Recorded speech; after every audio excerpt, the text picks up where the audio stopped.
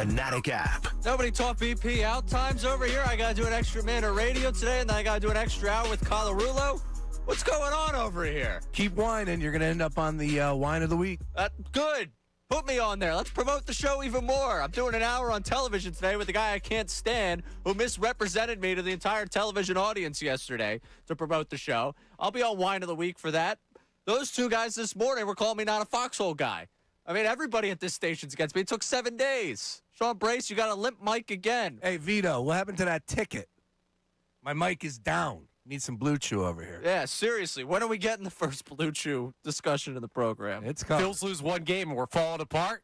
My goodness, boys. This is I deserved yesterday. I'll start there because I came in. It was 4 hours of feel-good radio. I was high on the team. I was the exact opposite I'm down on the Phillies. of Vic Fangio. I was all up on the team. I was trying to say, hey, listen, open yourself up. Let's all stay up late tonight. Let's watch the game. Let's do the West Coast pledge. And I got a lot of people to shout out who were sending us pictures of them watching the game.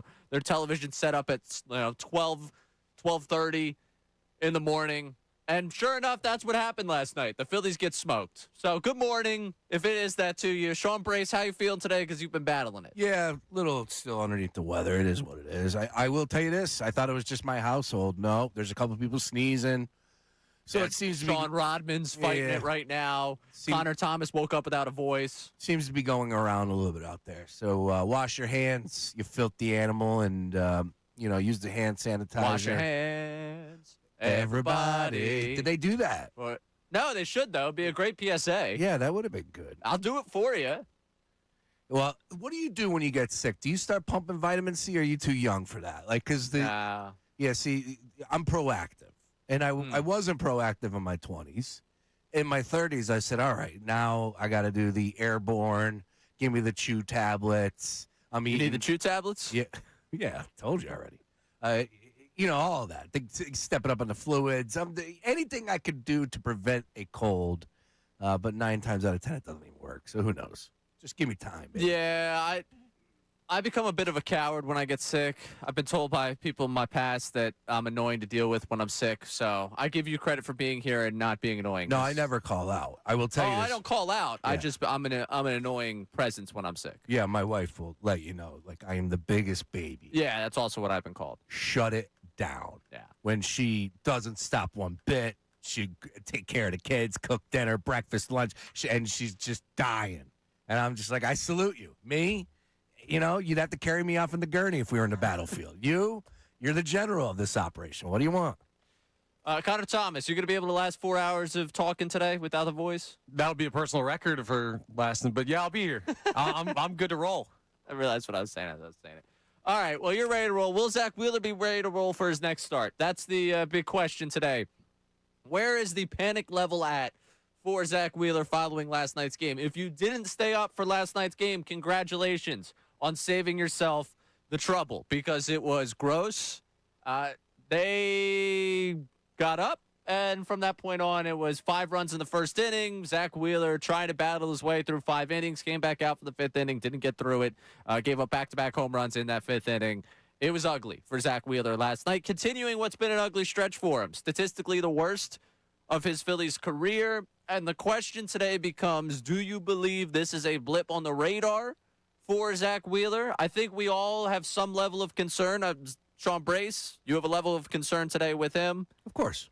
Connor Thomas, you have a level of concern today with Zach Wheeler. I don't think it's a question of whether or not you're concerned. It's a question of whether or not this is just a stretch in August that he's going to be able to write by September, or one of us is Chicken Little today and the sky is falling. Where are you at today following Zach Wheeler's start last night, Sean Brace? I can't get the Chicken Little skies falling, but this is a huge deal, right? For anybody that's sold the idea of this team having success come postseason, it starts and ends with the starting rotation. And Zach Wheeler is the guy when we start to discuss the starting rotation. So I'm not saying anything that nobody would disagree with.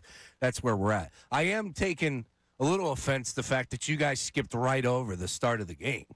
I mean, to manufacture that 1 run, that was a thing of beauty, Ray. You go out there, Schwarber works a walk. Harper comes through with the base knock. Luis Arraez gets the job done with a base knock. Boom. A little off the fist. and you get a run, and we're up 1-0, and everything is rolling. This is how you do it. You go on the road, and you put points up early, or score a run for that case. And then all of a sudden, the wheels completely fell off. And that serious question about Zach Wheeler at this point in time, as I said, it comes back to our expectations about this team having championship aspirations, and one of the main reasons why is the starting rotation. I will just say this about Zach Wheeler present day. How could you not be concerned? Because right now, it wasn't just one bad night. It's a trend. 0-3, 8.51 ERA over his last 6 starts. Monday wasn't just the explosion out of nowhere. This has been something that has been slowly building. Also, the command. Anytime you're talking about command, with a guy like Zach Wheeler, I scratch my head. Like, what is really going on? Something is obviously happening right here. This is Zach Wheeler. He had 4 walks against the Miami Marlins. He had 5 last night. You can go back and look at some of those other starts and just remember that his control was not there. So I'm a little worried about all of it. And, as far as where we're at right here, right now, if you're going to deal with this issue, it's a good spot in the season, boys. That's where I'm at, because I think you could adjust. You could make some changes. You can't get too cute because you are playing for a division, and there's bigger things at stake. But for correct me if I'm wrong, if Zach Wheeler is to miss the next 2 starts, hey, Zach, we're going to bump you down, figure it out, IL, vibes check, whatever you want to say. Oh, I'm sure Zach Wheeler's the type of guy you go up to and say, hey, we're going to do a vibes check with you. I'll worry about Zach second. But right here, right now, I'm running the Phillies. I just don't think it's the end of the world, because you got 4 good starters now with Painter. You can have a bullpen game. Like, I don't think it is the end of the world if that is truly the fix that Zach Wheeler needs, and that's for a whole nother conversation. The fix for Zach Wheeler. What is it, Connor Thomas, and where's the concern level at today with you? You ever had a moment where you look at your grandparents and you're like, you probably shouldn't be driving anymore? But it's very hard to tell people, hey, something you've been doing your whole life that they probably still believe they're capable of. Taking the license is always, give me the keys. It's not an easy thing to do. Zach Wheeler needs to give up the keys. And his resume would tell you he deserves to still be behind the wheel. What I'm talking about is not the injured list, because we did see them shut him down in past seasons where he's had like dead arm or shoulder issues and come back. I think he'd be willing to do that. But if he's saying he feels fine, you got to go to a 6-man rotation. And he's Mr. I hate the 6-man rotation. Well, guess what? 37-year-old grandpa, it's about time to hand the keys over and let someone else make that decision. I felt that, just so you know. You felt that? Yeah, that's jeez, dude. Tough conversation. Right around the corner for you, too, Connor. I just want to let you know. Don't be calling a 37-year-old grandpa, but he wants to take his license. Yeah. Good luck on that one. So you're taking the license in the sense of you don't control what we do with the rotation right now. You are not the one that gets to control what happens to you. We have doctors. We've got people around the team that are going to control what happens. Yeah, correct. It's like when you fall and break your hip, and he lost the rib, and he had a blood clot in his shoulder. It's about time where you look yourself in the mirror and say, maybe I don't get to determine whether or not this team does a 6-man rotation. Has he been that bad? I think he hit a mailbox or 2. I understand. He hasn't broken a hip, right? He didn't fall getting out of the shower, did he? So where are we going with the 6-man rotation, though, is kind of the question. Like, is Zach Wheeler so bad to justify Ronhell coming up and making multiple starts? No, it's not a bad thing. It's protecting him from himself. And in the past, Zach Wheeler has had the right to step out of the weird grandparents analogy. He's had the right to tell this team, hey, I want to throw every 5 days. And he's been good enough to do that, and he's been at a point where he can do that. Now, it's more, hey, we need you for something bigger. We're not going to put you on the injured list because you're telling us you're fine, but we got to get you off your feet more. And that's either Nestor Cortez, whenever we see him, if we ever see him, or Alan Ronhell. It's for the greater good, Zach. Listen to the kids. The greater good here, though, for me, is not the greater good in terms of winning baseball. Like, I see where Zach Wheeler's at right now. I'm not trying to downplay where he's at. Just bringing up Ronhell for multiple starts for a 6-man rotation for the sake of going to a 6-man rotation, it almost feels like you might as well just IL him at that point and just go with the 5-man. Will Ronhell restrict you from making the postseason? No. Okay, then we're fine. The division has always been, I know we got close, right? But that's something that We still are. 24 hours later, we've given up on Yeah. the division. No, They it's not didn't even giving play up. last night. But the division isn't the end goal. The end goal is that if Zach Wheeler is not healthy in the postseason, you are not winning crap. Correct. So whatever you got to do to get there with him healthy is more important than winning the NL East for a third straight year. I get it, and maybe I just don't believe it's in his hands right now, and they're going to do whatever is best for him anyways, and maybe I already think that the keys have been taken, like I already think that the 0-2 Avalon's been given off. I think that's kind of where you're at. This, to me, you asked the question to Dylan McKinnon before we were going on the show. If you had to rate it from a scale of 1 to 5, where are you at with Zach Wheeler right now? If it wasn't Zach Wheeler, if this was legitimately anyone else, I'd be at a 5 in terms of concern. I'm just at a 4 because it's Zach Wheeler, but you do point out where he's at age-wise, what he came off of a season ago.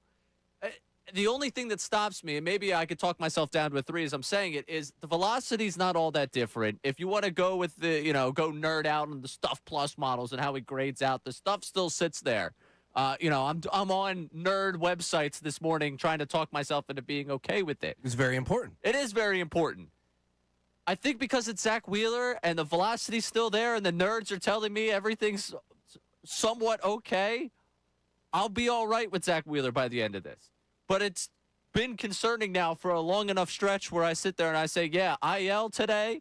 If you want to try 6-man rotation, I just think giving him 2 weeks to regather himself isn't the worst thing in the world. I just hope the keys are, like you said, in the hands of the team and not in the hands of him. You have to protect Zach Wheeler from himself. We've seen him bounce back from this before. I'm not ready to write off the rest of Zach Wheeler's season, but I will get to the point where I'm genuinely concerned about where this is going. Yeah, I'm also at a 4. Also, apologies to Zach. He's only 36. I aged him by a little bit there. Yeah, well, 37's been the age we've all been looking towards because that was the end of that contract. Exactly. He's been 37 since he was 34 because he signed that 3-year contract. We were all looking towards age 37. But the velo thing is the issue. Not the issue, but like the issue with the IL stint because he says he feels fine. The numbers will tell you he feels fine. There's no injury here, I don't think. I think he's just tired. And that happens. Sometimes, hey, you get a little sleepy when you get older. We've all been there. You're killing most of our audience right now, man. You're really killing most of our audience. Grandpa. Yeah, Grandpa's killing people right now. Come on. All right, 610-632-0975. I'm curious from you, where is the concern level at with Zach Wheeler as we look towards the postseason? We will hear from JT Realmuto and Zach Wheeler himself coming up next. And if we had to go through this rotation right now, as it stands, not just the rotation, but the entire pitching staff, who do you trust the most? It's the season of the lists. If we had to go down the path of, all right, rank them from top to bottom in terms of your trust. I want to do that exercise coming up with you guys next at 610-632-0975. Where's the concern level at for Zach Wheeler? He's Sean Brace. I'm Ray Dunn. This is Brace and Dunn, 97.5 The Fanatic.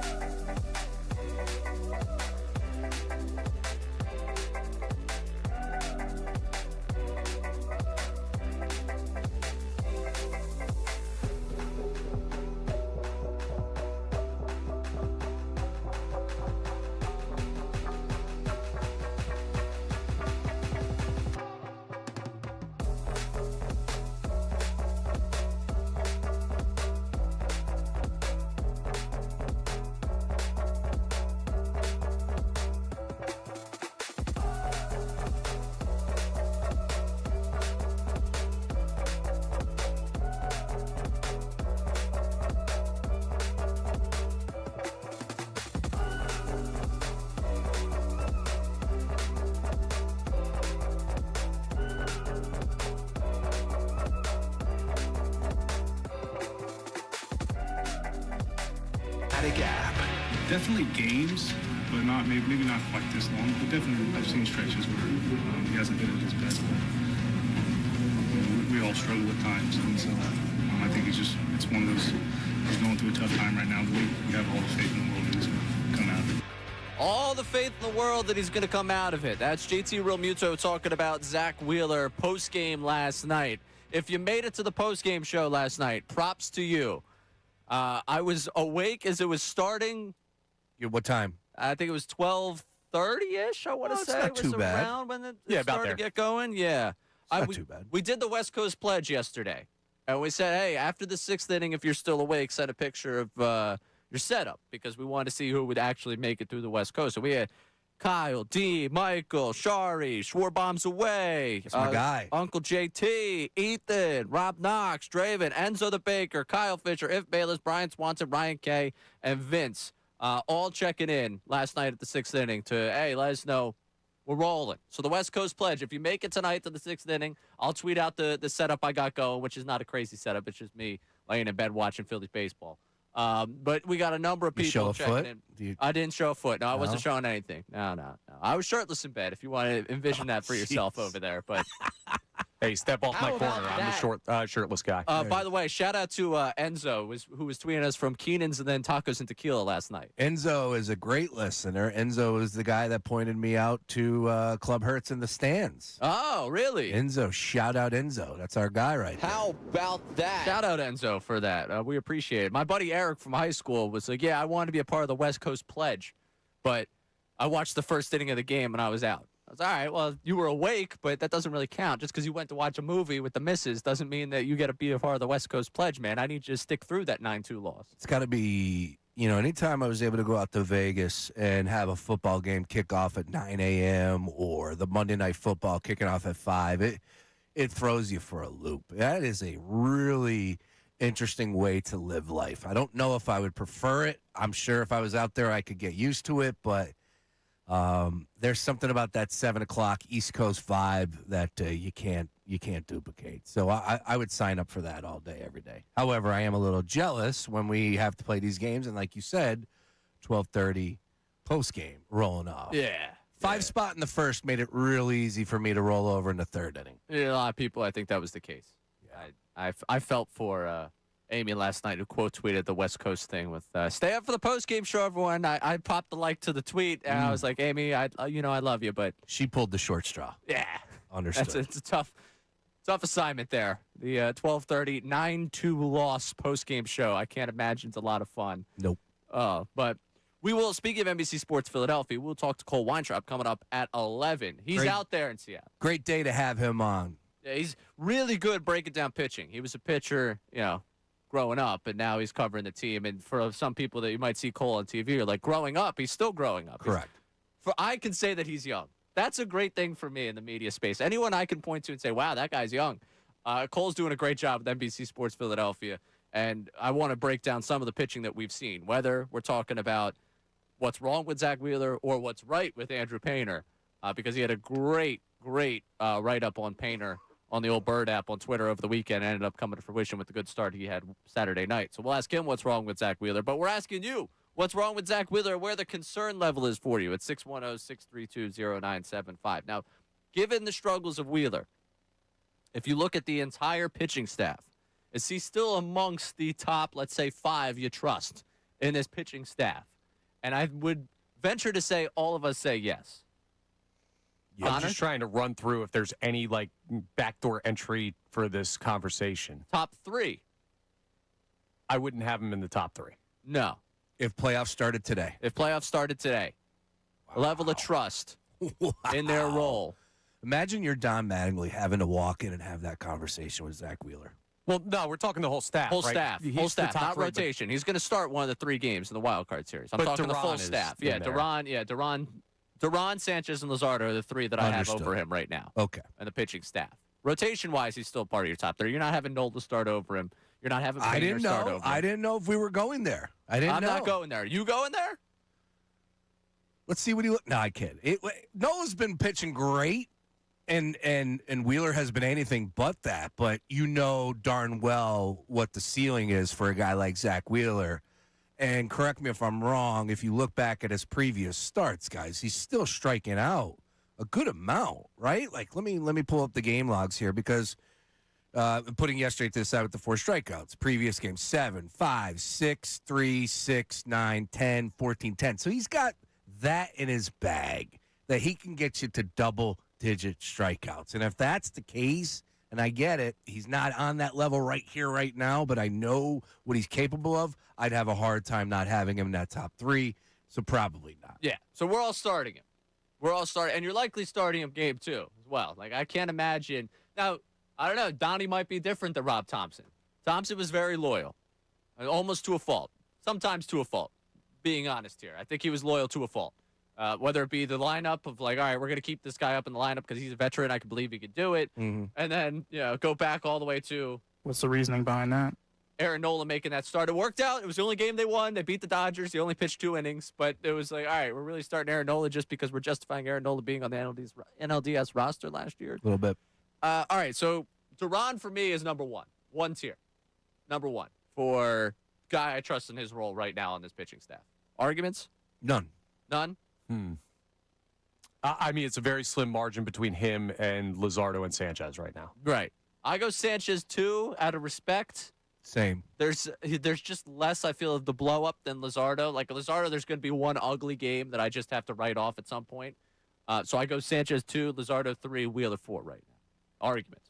No main issue with that. I think that's pretty darn good. The problem is that if you're looking at a postseason roster and you have 4 guys who you trust, there are a lot of innings to cover over a series. Well, those 4 guys can't throw all of them. That's where it becomes fun because after you get to those top 4, the next 6, I'm willing to hear any sort of argument for who number 5 should be. Jonathan Bolin, Aaron Nola, Tim Meza, Orion Kirkering, Andrew Painter, Brooks Raley. It's got to be Bolin. It has Bolin to be. is 5 for me on my list as well. Yeah. Painter's up there. How far has Painter gone up the list? Because I love what I've seen from Painter, but I'm not ready to put him in the I'm going to say the 6-7 range here. What's his fun group? The Painters? Is that what it is? Yeah. All right. Well, call me Sherman Williams. I'm in. You're in? Yeah, I'm bumping him up. You got all the way. He's all the way at 6 right now for you. I bet you Cole might agree with me on that. He's too. jumped Aaron Nola.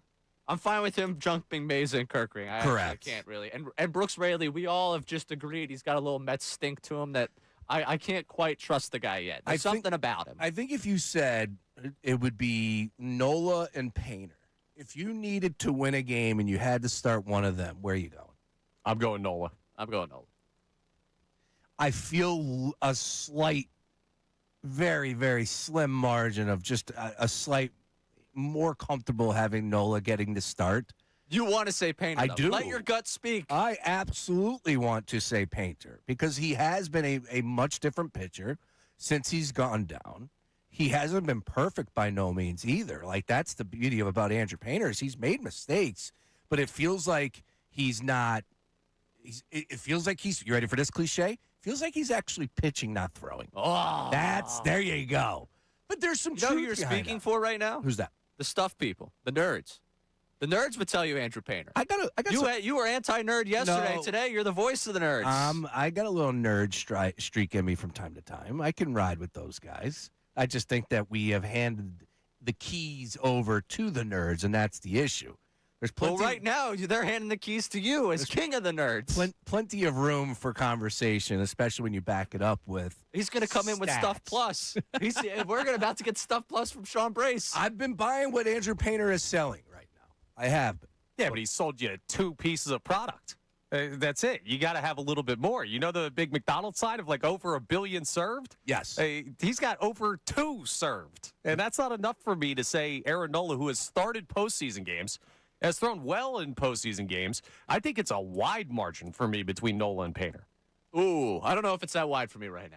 I've been an older guy for as long as I've been on this station. I don't know if it's that wide for me. The kid has no experience. I will take what I know over what I don't know every single time, and it's not really that much of a thought to me. Yeah, that's a tough one to argue, especially with what we saw with Kirkring last year. To be fair, what I've known about Nola for the last 18 months, we've had this nice 6, 7, 8 game stretch, whatever it is, the start stretch. I don't know why. I'm not even trying to do the 6-7 thing. I'm really not. I guess it's just like a crutch for me when I don't have an exact number in my head. I'm like, like 6 or 7. Dude, society's incepted. So many more people have been saying it. Like, I just hear it day to day. Dude, But that's I'm a broken. conversation I'm for broken. another time. My brain's broken. All right, I'm just curious for you. If you had to rank out the pitching staff in terms of the ones you trust, how would you do it? You could jump into that 610-632-0975. I'd love to get that on the Davis Honda text line. Just like rolling through the numbers here, because I think it's a fun thing to kick around and argue as you're sitting here talking about Zach Wheeler and whether or not you're concerned. He still fits into your top 5. And that shows you how much you trust everyone else in this pitching staff right now. Let's go out to KOP. Near where I'm from. I love KOP. Love KOP. Where Ricky Bo finds himself a lot these days. So go talk to Austin. Austin, you're on 97.5 The Fanatic. Hello, this is Austin Krell. I just wanted to. Oh, what's up, Hey, Austin? What up, Austin? What up? I just wanted to say, great new show. Really love the personalities and the chemistry you guys have. The voices are fantastic. Really enjoying this new one. Wish you guys the best. Appreciate brother. that. What you got on the Phils? That's all. That's literally all I had to say. Oh, that's it? Nothing you don't. How concerned? 1 to 5 are you on Zach Wheeler? Put it at about 3 because he's, 36? 36. So put it at 3. You know, I trust the guy still, but getting up there in age, throwing a lot of innings. All right, yeah, I mean, that sounds about right. Appreciate Austin checking in. You're the Thanks for man, taking the Austin. call, Austin Krell. I do want to say this about King of Prussia. What about KOP? Mark Vetri. You might have heard of him, one of the great chefs from the area. I saw somebody on my timeline say that his restaurant downtown is the best restaurant in America. In America? Michael Simon was the chef who said that about Mark Vetri's spot. Now, all of a sudden, he opened up a pizzeria in KOP.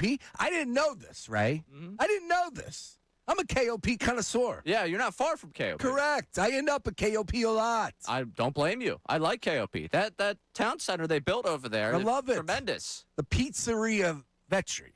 I need to get there, Ray. I need to get there. And I just stumbled into it. I said, I had no idea that this place even opened. Anyways, I saw that. Shout out to Mark Vetri. Does a great job.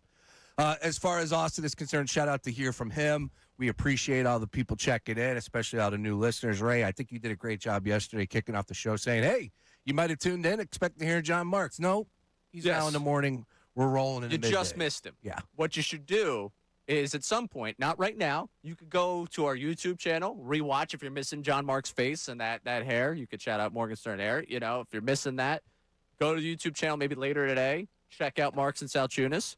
Anywhere you get your podcast, leave him a review. He likes his podcast reviews. Oh, yeah. I wish I still had the podcast review open here sitting on my board because we could have some fun with that. But, yeah, you can check them out 6 to 10. We're here from 10 to 2. If you're new here, we appreciate having you here. But, yeah, that's changed up. We also want to talk to you at 610-632-0975. I think the one feedback I got from last week was I had about 17,000 things on my mind. And I did not let the people speak their mind too much last week. Yeah. I want to hear from the people. Yeah, week one show. We're excited. Let's go. A lot to discuss. This is a great one because, like, there is legitimate concern about Zach Wheeler. And you have to place, if you were somebody that was positive that this team could do some damage come playoff time, it wasn't because of Kyle Schwarber's bat. It wasn't because of Bryce Harper's walk rate or he's having an elite season. It wasn't this new approach. It was always based off of, dude, you march out those starting pitchers. I don't care who they're going up against. Even the Dodgers, who are getting healthy at the right time, a lot like they did last year with their starting rotation. No. Even them. You could go tick for tack with a lot of teams out there, especially come playoff time. And now if you're telling me Zach Wheeler is not going to be the Zach Wheeler that we have come to know over the years, and we understand why. Like, this guy's been through a lot. We talked about the age one. Talk about what he went through. I'm not going to try and say that. TOS. TOS, thank you. Yeah, because I say it wrong every time. I appreciate that. Thoracic outlet syndrome. All right, stop showing off. Now. This guy's read a lot of This updates guy, in his day. This guy. I've been a Sixers fan for years, boys. That's fair. Markel. And you just think about what it did to him getting ready for this season. Now, that was a long time ago, but it makes sense that maybe he's dealing with a little bit of a tired arm in the middle of August. Like, yeah, I could see that.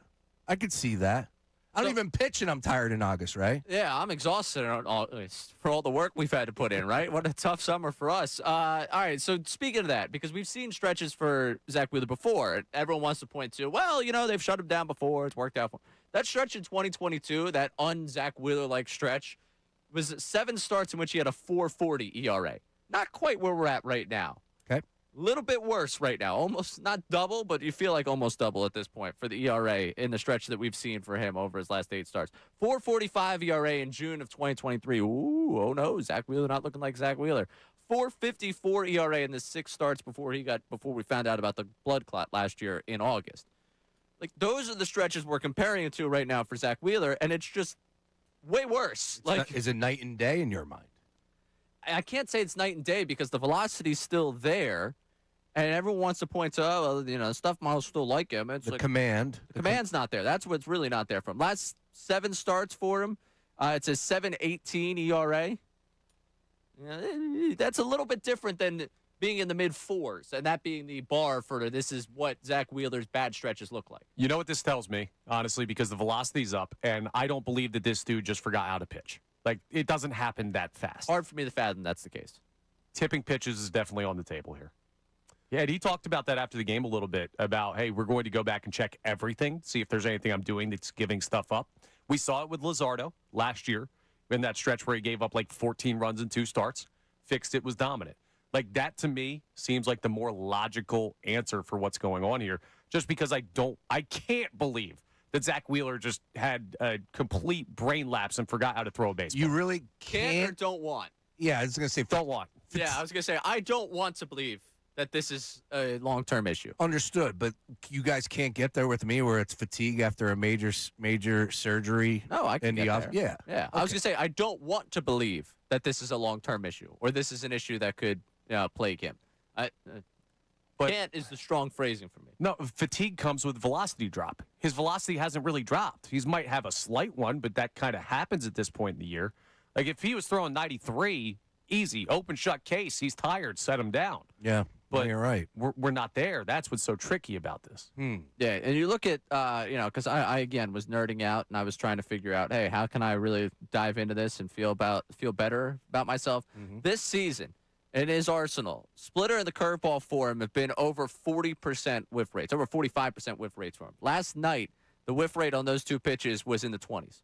So if they knew something was coming, that could suggest that maybe we also love, though, and this is where maybe I stop myself. We love to throw out the tipping pitches. It's one of our favorite things in sports media and as fans of like, well, this guy that's been good must not be good because they've got something on him that I can't tell. Instead of maybe he just doesn't have a feel for his stuff right now.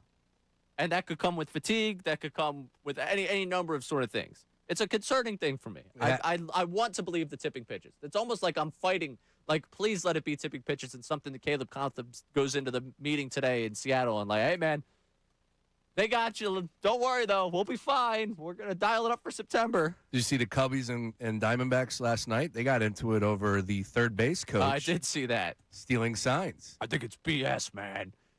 It's been in baseball for a long time, but the coaches, that's real Bush League stuff.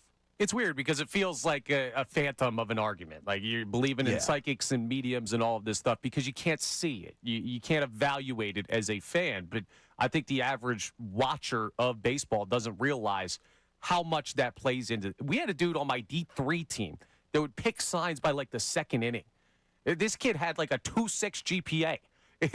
Like, I'm not going to say his name because all due respect, love the guy. But he was one of the highest GPAs on your team, right? Yeah. Hey, we ain't there to play school. You should have been. Look, it is going to the league. If you can get it, it's a great advantage, of course. But the thing that I would bring up is I thought we got rid of that with the pitch comm. I thought that kind of took a lot of that out of the equation. Now you're not doing signals. Like, what am I missing there? It's where you hold your glove. It's guys on the bases potentially picking it up. It's a little bit of a difference in the Roger Clemens told a story one time where he would look at his catcher a different way, and that would tell him kind of what they want to throw. And nobody picked up on it in his 20-plus year career. But you'd be surprised how often guys do get stuff on pitchers. It's just a really nebulous thing to talk about from the outside looking in. You know who talked to us about tipping pitches? I see that. our friend Michelle in Houston yesterday, and she's on the line again. Michelle, is Zach Wheeler tipping his pitches? I haven't seen it. And to be fair, it was my dad who spotted what Painter was doing, not me. Michelle, take all the credit in the world. We would have no idea. Yes, but speaking of sign stealing, here's Michelle from Houston. But I have concerns about Wheeler. I think it's fatigue. Velocity drop doesn't necessarily result in fatigue. It can be trying to over control, and I have never seen him miss the strike zone like this. Yeah, the command's very, very concerning. That's not Wheeler-like, and it's not just a one-off from last night. It seems like when he's going in the zone, they know it's coming in the zone because he has to get back into the zone because he's fallen behind an account. Yeah, that's basically, I think, what it is. And, Real Muto's really, really good about addressing that. And, he can baby a guy through, and he hasn't been able to do it. So I think it's fatigue, maybe some changes in his mechanics due to fatigue or due to any sort of residual soreness. I would shut him down for at least 2 starts. I don't want him. He's currently scheduled to go against Arizona, which isn't a bad team for him to go. They don't hit a lot of long balls, especially in that building. But I don't want him facing Atlanta in Philadelphia. That's a disaster waiting to happen. So who's starting instead of him against Atlanta? That's tough to hear. I mean, you're not wrong, but it's tough to hear. I mean, but the thing is, we've been without Wheeler before and have played well without Wheeler, and the other guys stood up. This is what I brought up yesterday. Do you want to sort of throw every 5th game, or do make a risk by bringing up someone like Cortez? I don't want to make them pure bullpen games. They finally have the bullpen a little under control. That's the silver lining from yesterday, right? McFarland and Alvarado. All the credit to Alvarado. Low leverage Alvarado had himself a night last night. That was at least encouraging. Nice work, Michelle. Yeah, I agree. I guess the bullpen is tough, right? Like if you're going to tell me every 5th day we're rolling out a bullpen game, I hate that. Now maybe that moves them into a new option come September 1 when you're able to call up an extra arm or 2. Yeah, we need to figure out. We talked to Cole Weintraub coming up at 11 o'clock. We need to find out where Nasty Nestor is. All right, Cortez signed. When can we expect to see the guy? Because I was thinking, all right, when September starts, if he's got enough innings down there, they'll make him one of the 2 guys they bring up. I'm not counting on him to save the season. I'm also like Ron Hell or Cortez. Pick your poison against the Braves. There's nobody else in the farm system that you can dial up here? Hey, Gage Wood had to. There you go. That's where I'm going. Finally hit that career high of 5 innings against who was it the other night? Was it the Sea Dogs? Who the hell did they have? Roman Anthony was against him. I saw that. I don't think that's in the cards. I don't think they're calling him up. But damn it, if this is where we're at, why is that not an option? Is Alvarado in your top 10? By the way, Hell guys no. You trust this pitching staff? No, he's terrible. Yeah, he's on the outside looking in for me as well. Just want to make sure we all saw the same thing last night. But yeah, McFarland. Also, probably not in my top 10. No, but he chucks it. I like that. Maybe he might be number 10. All right, coming up. Sean Mannion spoke yesterday. If you want to get in on the Zach Wheeler concern, we will talk to you. We'll close out a little bit of what we got on the Davis Honda text line, 610-632-0975. We'll get back into the Phillies with Cole Weintraub starting at the 11 o'clock hour. You can dive in again at 610-632-0975. Coming up, Sean Mannion spoke yesterday. We got a little bit on the backup quarterback. And should I care where he calls the plays? Is it something where I'm too deep into the weeds here? Because you made a bit of a deal last week about him being up in the booth. I kind of would like to, maybe one of the coordinators be on the field. I made it a deal because it is a deal. All right, it is a deal. Who cares? He's Sean Brace, I'm Ray Dunn. This is Brace and Dunn, 97.5 The Fanatic. This is 97.5 The Fanatic, the radio.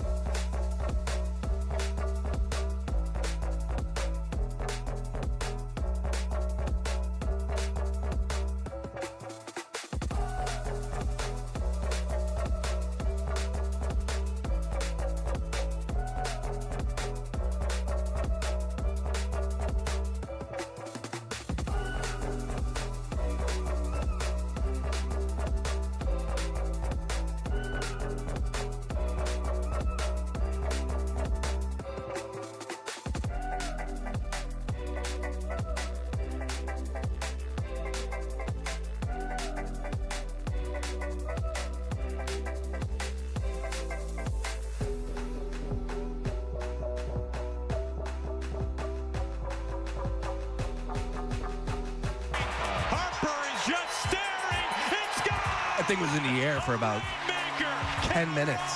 A rainmaker. I haven't heard that one since the Harper home run the night he stared down Arcia. Oh, that's number 2. Remember, he had a hat trick last night. Oh, I do. I was awake. I saw the third one live. Oh. Why are you making me do this, Sean? Is there nothing better than the crack of a bat? It's against your team. Yeah, I was going to say, no, that's the worst sound. It's the sound of Zach Wheeler giving up bombs. And then what was it? Sugar at that point that gave up the third one? Yeah. I didn't even know he was back on the team. Hey, say what you want about him. He's got an elite home run face. When he gives one up, like he's the drop the head. It might be the glasses. I don't know what it is. I feel like he has some good stuff, and then like with 2 strikes, he throws it right over the middle, and there you go. It ends up in the seats. I bring this up, boys, because Thanks. a part of me is a little jealous. I have some jealousy going through the blood today, and I've always said this, and it started, I think, with the Pittsburgh Pirates to start the season. The home run celebration. Now, we saw a lot of it yesterday, so it kind of got old, but the Mariners have the golden trident. Stab me with that trident after Please. watching that game last night. Throw it right through the body. And all I'm saying is that's fun. I don't want to get too crazy where my pitchers are throwing strike 3 and they're jumping to the moon like that Mets yam-yam. I don't want that. But when you come to the dugout, I think it's pretty cool with the celebration. I know the Phillies have had the hat before. I have one of those. Do you? Was that surprise you that I have the home run hat? No. One of the sombreros? Yeah, I'll bring it in. I'll wear it. They were selling them. Yes. Okay, that makes Yes. sense. Now, could I buy an oversized trident at a Seattle Mariners game and walk around? Feels like that's not safe, I feel like especially you with should be Philadelphia able in to. town. The Pirates had the best one. And remember, we were live for the opening day, and they started the season off against the Mets, and they hit a home run. And next thing you know, they run to the dugout, and a dude has a welding helmet on. That's the best home run celebration out there. Now, I like the trident. You know, you're playing with the sea, Poseidon, the whole deal. it's kind of oversized, man. It's big. It's a big deal. I don't know. You like a big trident, or you want a bit of a smaller trident? Well, what do we do here? If I was to ask you a home run celebration, are we doing? I don't want a cheesesteak, boys. No, you can't be filling up on Give me Angelo's. one of those Cooper Sharp hats that they got back there. They gave to Ricky I don't and hate Bill. that. Sure, sign me up for it. The Philadelphia cream cheese I'll head. bring back the hat just because I have it. I'm good with the hat. I just think of Kutch doing like skimming the brim of the hat, looking into the camera. Yeah, baby. I think that's a good look. We overthought the whole home run thing. Yeah, I think it has to be authentic. It has to be organic, right? I think that's important. But I don't know. It's stupid things like that. You know me. Yeah. I like the inner arena environment. Give us your best recommendation at 610-632-0975. It's a good place, a good thing to get on the Davis Honda text line. Some Beautiful. suggestions for how they could better celebrate a home run. You know, I don't know. I liked the also when the Orioles did the what was it? Yeah, the bird bath. Yeah, I liked that. They still do it. Do they? Yeah. I see the Orioles haven't had that great a season. No. So I haven't really paid too much attention to them. That's maybe on me. Real quick to put a bow on some of the Zach Wheeler conversation. What we got on the Davis Honda text line? You got a voice memo here checking in. I don't care what Wheeler does because Wheeler's not fixing what's broke, and that's the bats. When they play a real team, you'll see the real team. Is this the guy from Yes. Mullica Hill? This is Yes. the plumber again. The plumber. Oh, look at you. Congratulations on taking the victory lap 24 hours.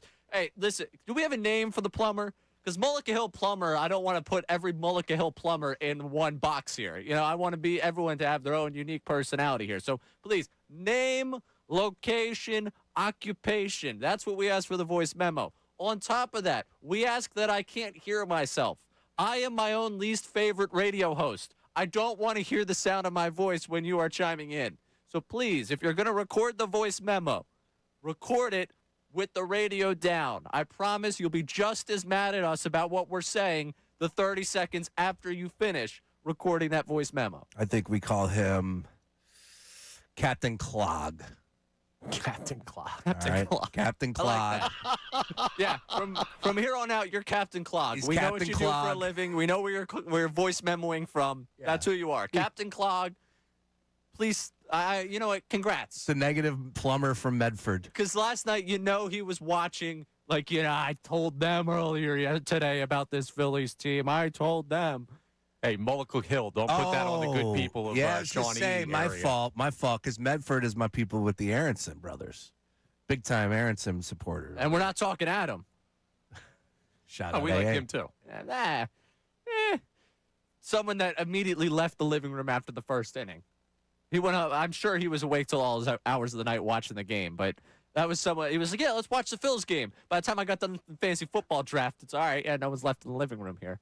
I got another draft tonight. We do have someone on the text line who watched the whole game. Kevin's out in Spokane, Washington. So he's coming live to you from ground floor out there saying, with Wheeler, it wasn't just missing the strike zone. I've never seen him throw 0-2 cookies like he did last night. Julio killed one. He got lucky a couple of other times. I think location is the only issue. Kevin from telling me checking in from Washington. We appreciate you tuning in. We have a good West Coast audience. I like that. I don't like what we're seeing from Wheeler lately. No. And I think we have the right to be a little paranoid because we understand what it takes to be successful come playoff time, and he is a huge piece to the puzzle. Now, do we have right to be concerned over where our offensive coordinator calls plays? I think there's ebbs and flows to that discussion. The big concern for me was the fact that this is a guy that is learning on the job. Yeah. And this is the time to do it, whether you are going to change things up as far as calling plays on the sideline or in the booth. There's strengths and weaknesses. There's pluses and minuses. Some that I don't know because I'll never have the opportunity to do that, but Manny would know more than me. If you bid on that Akron, did you see that? The I Akron did. auction? I did. Did you put a bid in? No, they're rigging it. They're going to give it to Big Cat. They're rigging it. Yeah. Are you sure that Barstool just can't outbid anyone else that would want to call plays for Akron football? Nah, I know a lot of people are dying to get in on that Zips action. I'm just saying, all of a sudden you're pulling Big Cat's name. Like, yeah, the fix is in. I could smell a social media experiment, an engagement post a mile away. Interesting. Yeah, that's what that is. But look, Mannion, I am all about doing this because this is the time to make mistakes. This is the time to experiment. Just think about the new show perspective, Ray. What did I tell you guys last week? Let's have some fun. Let's experiment. Let's get nuts. Because guess what? In 2 to 3 weeks, we're going to have the Eagles and Commanders kicking off, and we know what we're talking then. Experimenting's what Connor's all about. I love it. Easy, man. College was a long time ago. Not for Cole Weintraub, who comes up next. The young man covering the Phillies for NBC Sports Philadelphia. We will talk to him coming up next about all things pitching. So excited. What he likes from Andrew Painter. What he might not like from Zach Wheeler. And what he likes about being out on the road as a young man covering baseball. Cole Weintraub, who I got to work with for a couple months there at NBC Sports Philly. Great time. Great guy. We'll talk to him coming up next. He will be joining us via Zoom. If you want to hop on that YouTube chat right now, maybe hop on the YouTube channel. But he joins us coming up next. And coming up at 11:30. The latest edition of Ray's World. Speaking of experimenting with new segments, people seemed to like it last week. We'll go back into Ray's World in the 11 o'clock hour. He's Sean Brace. I'm Ray Dunne. This is Brace and Dunne, 97.5 The Fanatic. Now on 97.5 The Fanatic Sports Update. The streak is over. I'm Connor Thomas, and this update is brought to you by Staples. It's the most wonderful time of the year at Staples. They've got back-to-school supplies as low as 25 cents, up to 40% off select tech, and more at staples.com/back-to-school. Staples, that was easy. The Phillies, well, the 9-game win streak was not easy, and last night finding win 10 was even more difficult. They lost 9-2 to the Mariners. Zach Wheeler, who's been struggling lately, gave up 8 earned over just 4 innings on the mound, raising concerns about how he's feeling. He talked about the struggles recently after the game. Yeah, that's why it's so frustrating right now. It's just because I'm on a rough stretch and I feel fine. And you got to really dig in. That's what I'm going to do tomorrow. I'll sit down, talk, try to get some stuff figured out. So physically he feels fine, but the results just aren't there for him. We'll keep a close eye on what's up with Wheels. Game 2 is tonight at 9:40. Aaron Nola faces George Kirby. The Eagles have their open practice tonight at 6 p.m. at the Link as we get closer to the season. Nick Sirianni will meet with the media at 5:45 this evening. Some of the big points of focus are the back quarterback battle and preparing for roster cutdown day. The Union will face New York Red Bull on Saturday, and the Flyers start their preseason next Monday.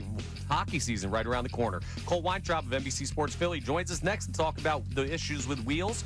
This update is also brought to you by Dell Technologies. Back to school starts now. Get the Dell XPS laptop powered by Series 3 Intel Core from $699. Find yours at Dell.com/deals. I'm Connor Thomas for the home of the Sixers, Flyers, and Union. 97.5 The Fanatic and the Fanatic app.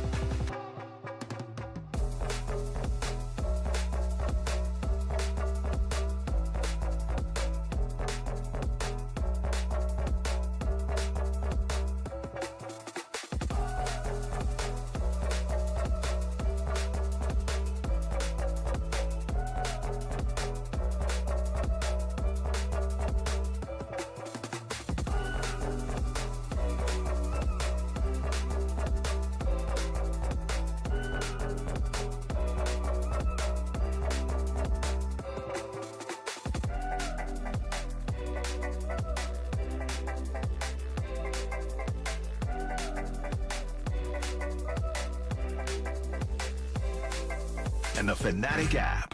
We're talking about concern over Zach Wheeler after a tough one last night for him out in Seattle. How concerned are you? You can jump in at 610-632-0975 alongside Sean Brace. I'm Ray Dunne, and now we're going to take you out to Seattle because I believe might not be the last time he was out on a West Coast trip. I saw this guy.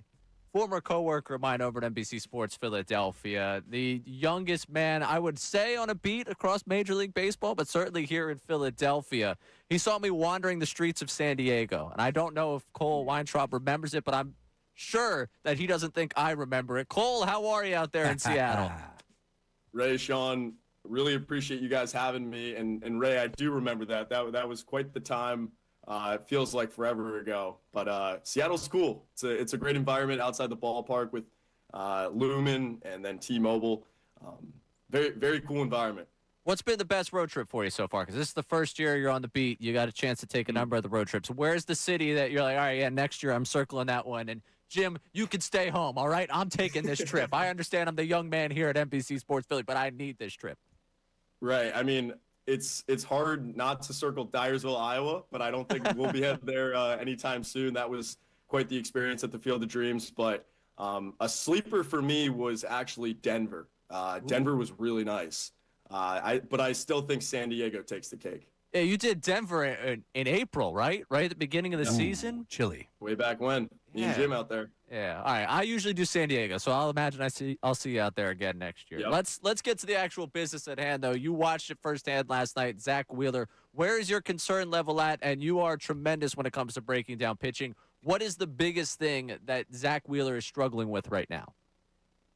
Well, my concern level is pretty moderate right now. I think right now at this point you're pushing for your fifth postseason berth. You certainly don't want to see the way that Wheeler's pitching right now. And I think the one thing that he's struggling with is just not being able to make that final pitch, whether that's with runners in scoring position or just in any given at bat. That's why you're starting to see it's more than the command right now. It's the getting ahead to Julio Rodriguez in the first inning yesterday, getting 0-2, and then floating the splitter over the middle of the zone. And Zach knew it immediately. And I think that's the one thing right now is he's not quite sure what's going wrong for him. And, he's walked 15 batters over his last 4 starts, right, Sean? That's the most walks in a 4-start span for him since April to May of 2014. He's allowed 4 or more runs in 4 of his last 6 starts. He doesn't look like himself on the mound, but the body language is there.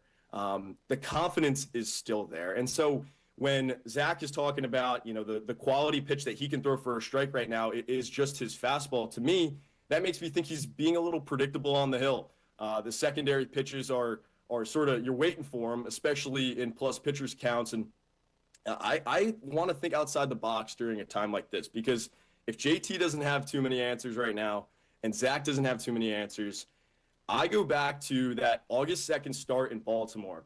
That was an anticipated start for Zach because, he hadn't had his velocity in the start prior to that in Miami where he allowed 5 runs. He comes out in Baltimore, he's mowing down the Orioles, the velocity's back, and then it starts dumping rain. And you might remember the Baltimore grounds crew just having no feel for getting the playing conditions back to where they needed to be. They brought Wheeler back out onto the mound, back into the dugout. He ended up throwing the rest of his game down in the batting cage, which is almost unheard of at this point. Then you get to his next start, another anticipated day, Chase Utley Day at the ballpark. Over a 2-hour rain delay, Wheeler has to throw and warm up during the ceremony. He doesn't look the part during that performance. And so I look at those 2 outings, and he hasn't been right since. For a 36-year-old who's coming off a major arm surgery, I think someone who's so specific to his routine, having a couple starts like that will throw you off. But that also gives me confidence that when he's able to get back into rhythm, there won't be too much concern moving forward here. He just needs that one start to get back on the horse. All right, fantastic stuff, Cole, and that's where I want to go. Next start will be, of course, 5 days. It'll be on the road in Arizona. How do you see this one playing out? Do you think it's a difficult conversation with Zach? We got audio clips. Everybody's going to sing the same song here. Everything is fine, but clearly something is going on. So if you're the Phillies, and I know that this is a difficult conversation to have with a guy that's extremely proud in Zach Wheeler, What do you say to him if you're Don Mattingly and, of course, Dave Dombrowski?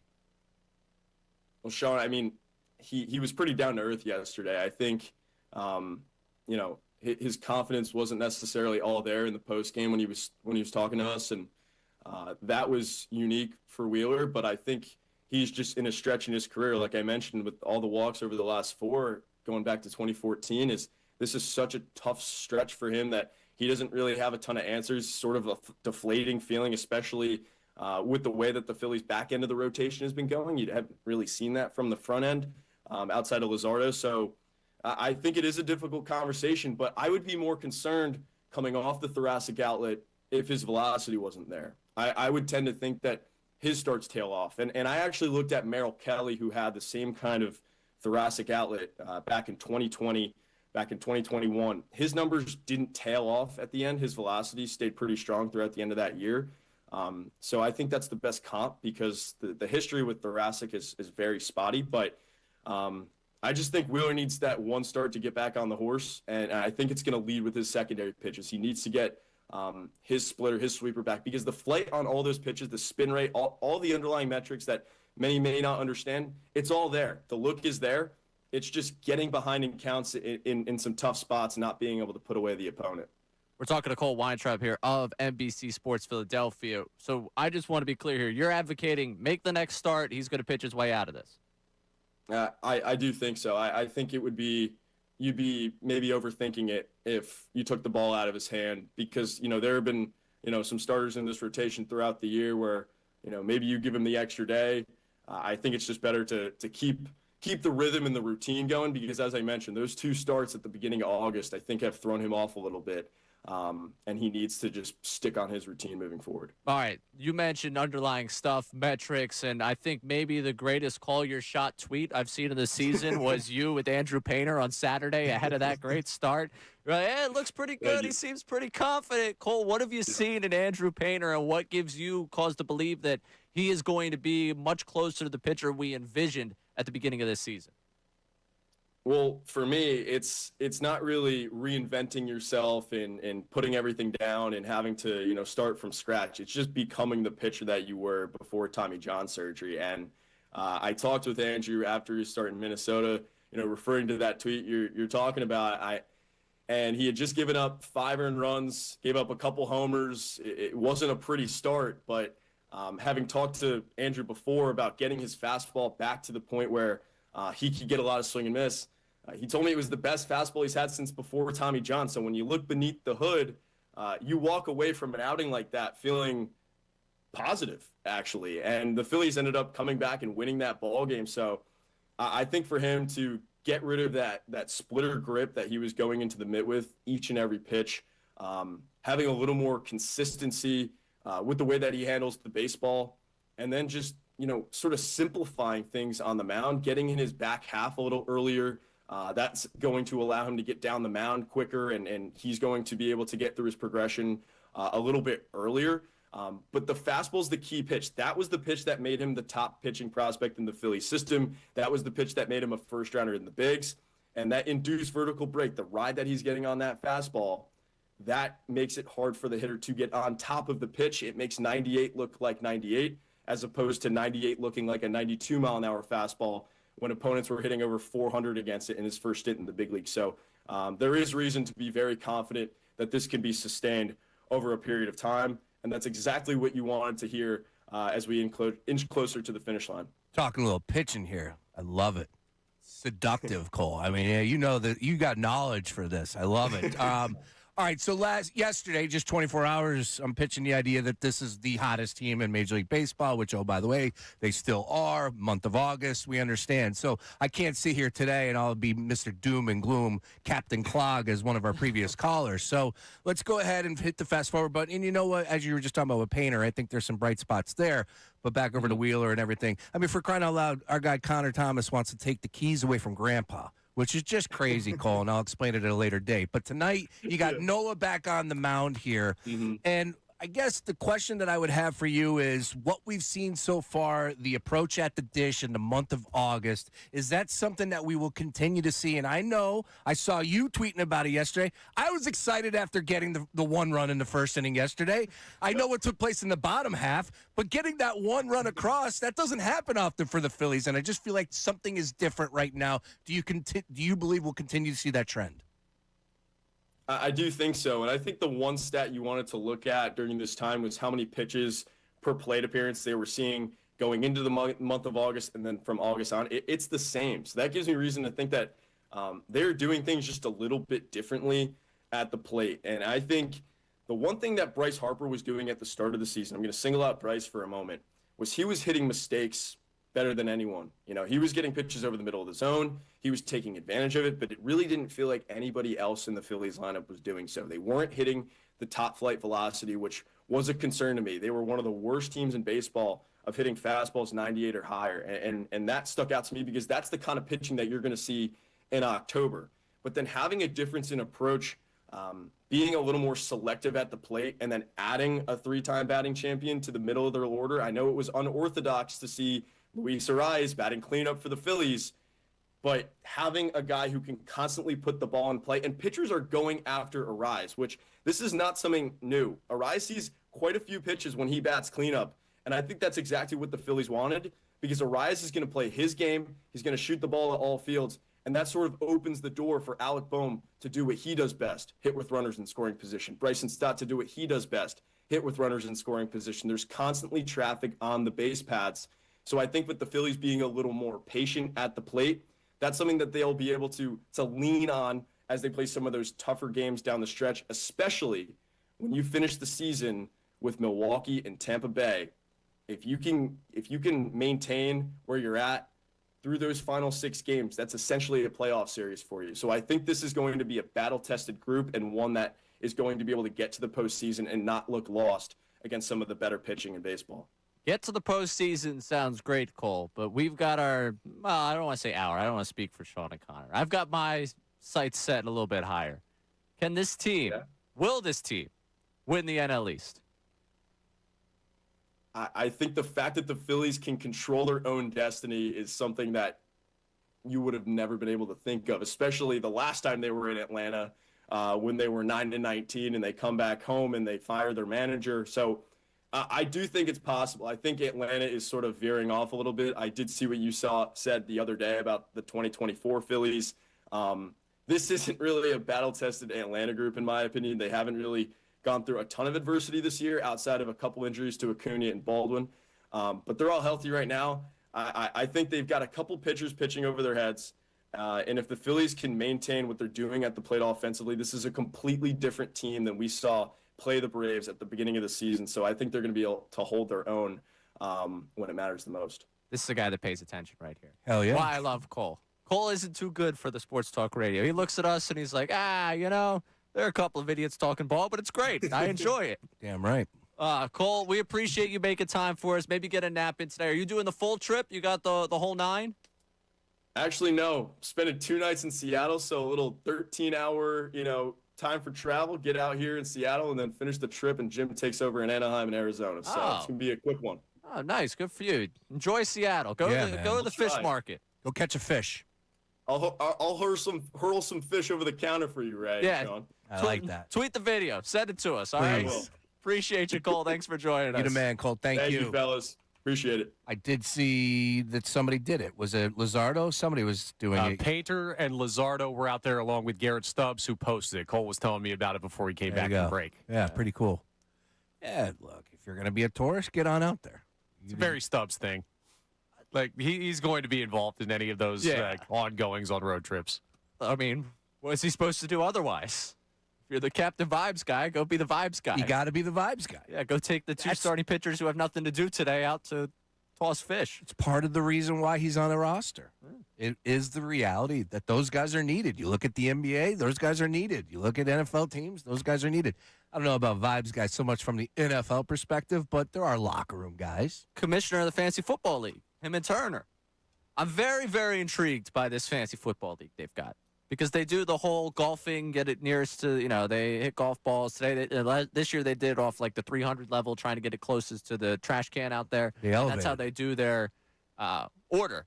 But I'm intrigued how you get into the Fantasy Football League for the Phillies, because Stubbs and Turner are your commissioners. So it would tell you that they are tenured members of it. Makes sense. Turner's got, 7 years left on the contract. If anyone's going to run the league, you would probably want him to do it. Stubbs obviously has been what he's been for this team. He's got a little bit more time on his hands maybe to prepare every day for the Fantasy Football League. But then you go through the list of guys that are in this league: Marsh, Bohm, Stott, Schwarber. I saw Luzardo taking his hacks up there. I think Wheeler's a part of it. I saw Painter in the picture. I want to know how you get in. Well, first off, you can't be a bullpen pitcher because the bullpen pitchers are always separate. Anytime you do anything with the team, they've got their own little gang over there. Yeah, you're right about that. So you think there's no bullpen pitchers in it? I'd be surprised if there was. I want to know who's in the 12. Who's the 12? Because it looked like there was 12 in the gathering of them up there, and that's standard league procedure. Usually it's a 12-team league. Yeah. I'm not telling you if you're an 8-team league, if you're a 10-team league, you have no friends. But usually people operate at 12. 14 becomes a little obnoxious. 16, you want to fight someone because by the time you get to like the 7th round, it's like, all right, we're all drafting just absolute duds of starting lineup people. Yeah, I bet you, this is me calling my shot, I bet you the bullpen has a separate league. I bet you It makes sense. There's only, 8 of them? Yeah, little 8-man action. Well, there's 8 currently up, but they've got like 20 over the course of the season. That's what I mean. Are we like tracking down Seth Johnson to do the fantasy football order? Like, I think you got 12. I just want to know what happened. Like, when do they decide? Is it post-deadline? Like, oh, yeah, this guy's here. He's able to be a part of the league again this year. Like, who has been in the league previously that's no longer here? Like, I would imagine Matt Strahm was in this league at one point. I would bet that he's not now. I don't know. Bullpen guy. It is bullpen guy. He goes against your argument here. Because bullpen guys move a lot more, too. So that would make them tougher to be in the league. We should ask Cole. This is on me. I'll bring it back up on the Zoom. Yeah, we'll check in with him. He's a listener to the program, if you can't tell. Nice. Yeah, he's love Cole. Great guy. That's why I said that there at the end. He does pay attention. He's got something that he wants to be said. He knows he can tap in. Hey, Ray. That's what I'm talking I think you're off the mark on this one. But, yeah, appreciate him joining us. I want to get back into the Wheeler conversation since we were having it with him. I want to get back to the Davis Honda text line at 610-632-0975. I know we got a voice memo on Zach Wheeler. Where are we at with the voice memo? Yeah, we're in a weird spot with Wheels right now. So this is Billy, and I'm a listener. And I just want to say the person who must be thrilled about the Zach Wheeler issues is Trey Turner, because it is taking the spotlight off of him. The man is stealing money at this point. A thief in red pinstripes. Yeah, a friend of mine pointed it out to me. You know who goes really hot when everyone else is cold, and who goes really cold when everyone else is hot? Trey Turner. Yeah. Where it's like, well, you can't blame him for them struggling. Turner's hitting right now, and then when they're going good, it's like, well, everyone's happy they're going good. No one's going to point out that Turner's struggling. Yikes. Turner. The August numbers. He's not even, I think, the top 11 of OPS, and they only have, roster 13 hitters? Well, at least he only had 2 errors last night. Yeah, that too. Technically 1, but let's... At 2. It's 2. I'll Ricky Bo this for you. You suck. I'll go down that path for you. Major League Baseball is BYOE. Bring your own errors. You're not waiting for the scorer to do it anymore. It's terrible, dude. Hey, as long as he still slides with that cinematic, smooth... Yeah, this is John Hamm's fault, really, when it comes down to it. You're aware, I've brought this up before, the free agency video, the Sizzler reel, I'll send it to you. Okay. John Hamm narrated, you're aware of this, Connor. John Hamm narrated a whole free agency Sizzler reel. Oh, yeah. This is why Trey Turner's the greatest thing since sliced bread. Yeah. Greatest thing since color television. He's got ad experience, man. Don Draper. Yeah, I know. Listen. Seriously, that was Don Draper's greatest advertisement. 11 years, $300 million. Really good at. I love Trey catching a stray. Just like, it's not Wheeler, it's this other guy. Yeah. Well, I think Cole said it where, from the Wheeler perspective, that you're going to go ahead and march him back out there, right? And it's not all that difficult of a conversation at this point in time. I don't know if that's the right way to go about it, because wouldn't you rather, if you were going to make an adjustment, it's not a switch, it's not a change, it's just an adjustment. Wouldn't you rather do it now, end of August, early September, versus you throw him for another start, which is in 6 days or 5, whatever it is, next Tuesday. Yeah. I just think you would rather know what you have. So I kind of would push back on that, but we totally understand how this works with front offices and, of course, Dombrowski, our history with how he approaches this. So I'd be shocked if there's any change with Wheeler next start. Yeah, lengthening the rotation to go 6-man when you have a day off doesn't really make a ton of sense. Maybe if when Cortez is ready, you get, again, September, that's when you would do this. And maybe Ron Hell you're bringing up to do this. They're not going to make the dramatic move. It's whether a question of if they should. Because I don't think they're going to do anything but have him make his next start. Yeah, Cole isn't really suggesting to me that like the conversation, the vibe was like, oh yeah, Wheeler's going to have some sort of IL stint, or Wheeler's going to have some sort of time where he's not pitching, or they're going to lengthen the rotation. It just seems like it's going to be business as usual for him. He's going to try and pitch his way out of this. Can't burn the bullpen. You just got over being out of bullpen arms. I don't want Stubbs can catch fish. I don't want him pitching the 10th. And outside of that, I guess 6-man Cortez isn't ready. You are kind of roped into it. It feels very Aaron Nola-esque. Not that he's been that bad, but just like there is no option besides to pitch him. His last 7 starts is an ERA over 7. Like, if we want to disrespect Aaron Nola all we can, it's not great for Zach Wheeler. Not great. Love the guy. He's done a lot for me. Definitely not great. And it's September, boys. This is bad. This is very, very bad. This isn't June. It's not July. This is playoff crunch time. These games mean a little bit more as we come down the stretch. So. I didn't even get to rip Mattingly in the first hour and a half here. We were going to go back and forth because Connor's, all a fan of Don Mattingly. He's Mattingly'd up. I apologize to Donnie Baseball. I actually found out that when Kincaid left, he handed off the poster to Connor Thomas, the signed Don Mattingly poster that he had. You're Donnie Baseball's biggest fan. Guy defends one decision. All of a sudden, he's in love with the guy. Yep, that's exactly it. That's how it goes here.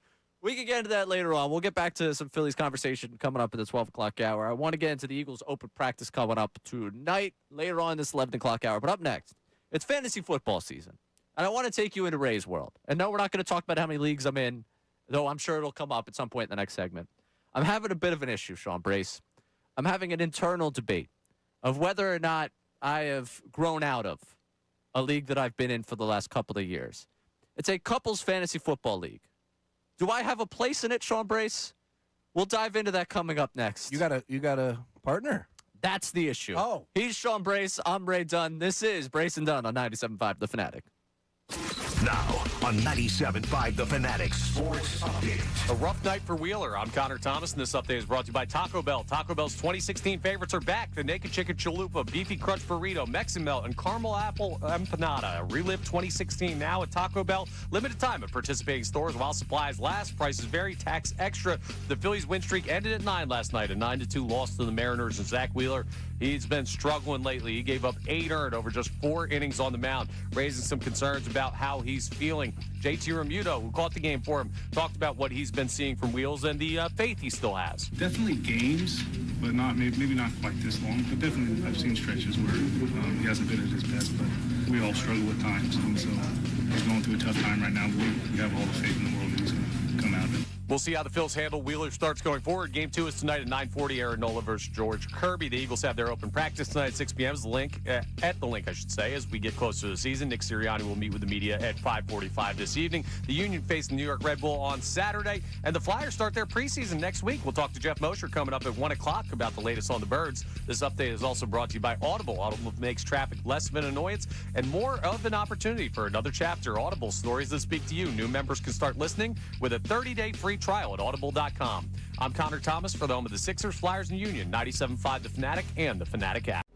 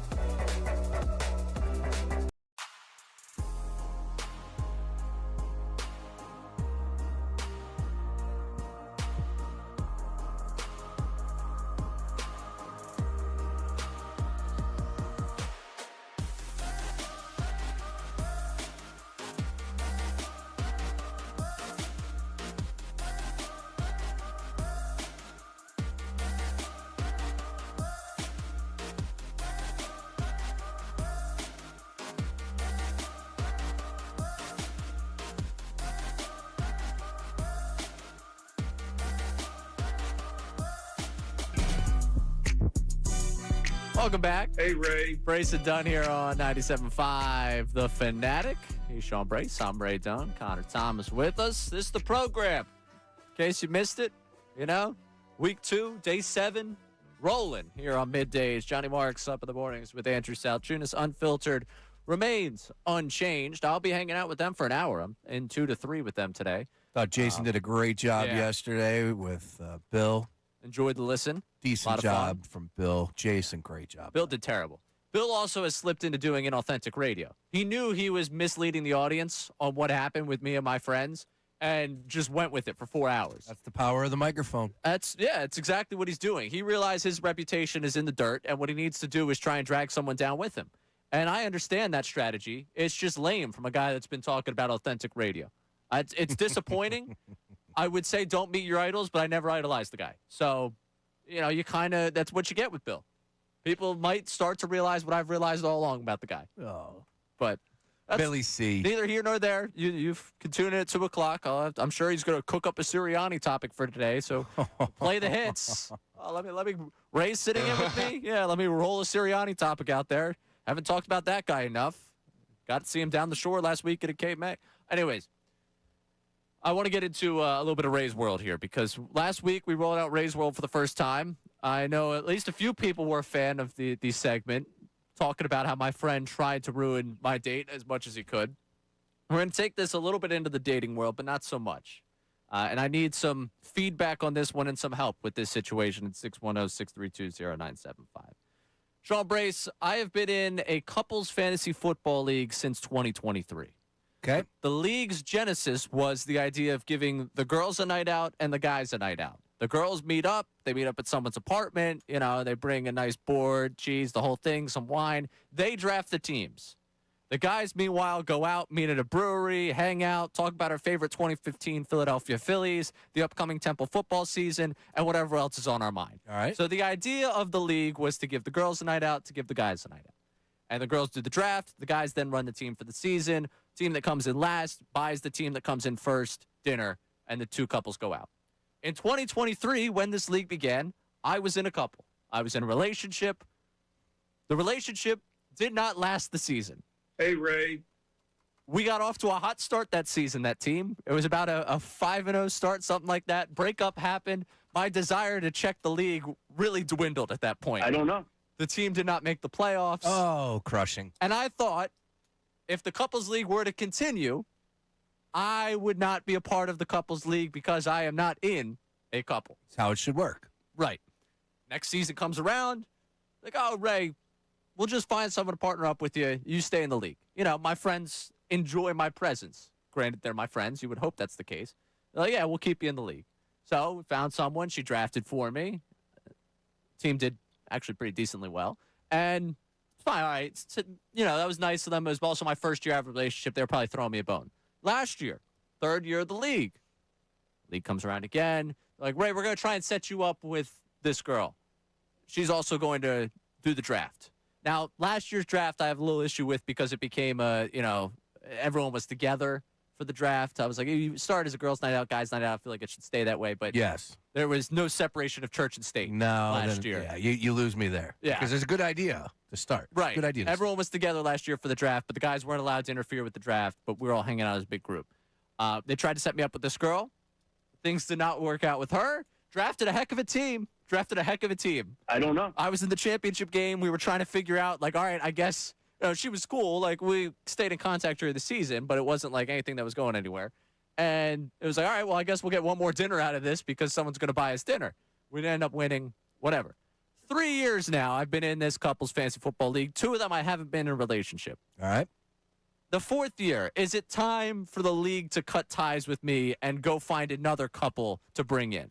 Yeah, it's an easy one for me. That's a yes. Now, I understand why they want to keep you. I get that. But, to honor the league and the original statement that it was making or the reason why this league existed, I think they should go back to that, right? Where again, I think it's a great idea. It's It's a fantastic idea. The girls get together, they draft. Now, that's amazing that they actually want to do that. That's funny because let me tell you, 5-10 years from now, there's no way in hell you're going to get the moms and the girls together to draft like that to spend a night. But God bless you doing it now. I think you're taking advantage of the situation. It's good work by you guys. But you don't have a couple. No. Your mission statement is exactly that. So you got the girls out there picking the teams. The boys are out having a good time. Yeah, allow a new couple to slide in. Connor? Have you guys ever seen the wonderful feature film, I Now Pronounce You Chuck and Larry? Yes. Is that a Sandler flick? I don't remember. I don't think he's in. No, I thought it was a Sandler Is it? flick. Yeah, Is it? It's Kevin. Kevin I haven't James seen in it him. in years. I know the premise of the movie. Yeah, it's a Sandler flick. Ray, look to your left. Chuck, meet Larry.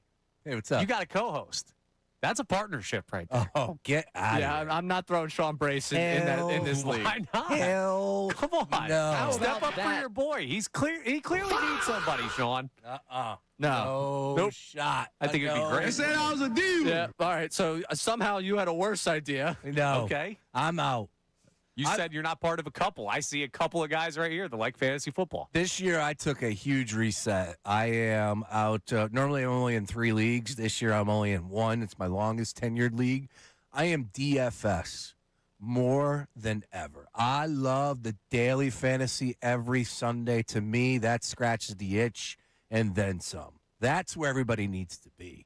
DFS is where it's at. Those season-long commitments, man, I get it. The camaraderie, different ideas. I respect it. I'm all about it. But now where I'm at this point in time in my life, DFS on Sunday is the best. Yeah, where I'm at my time in my life, I'm looking for the commitment of a season-long fantasy football league. I like that commitment. Other places in my life, I don't have a lot of commitment. I'll commit to a season-long team. Those guys I draft in August, I'm rooting for come January.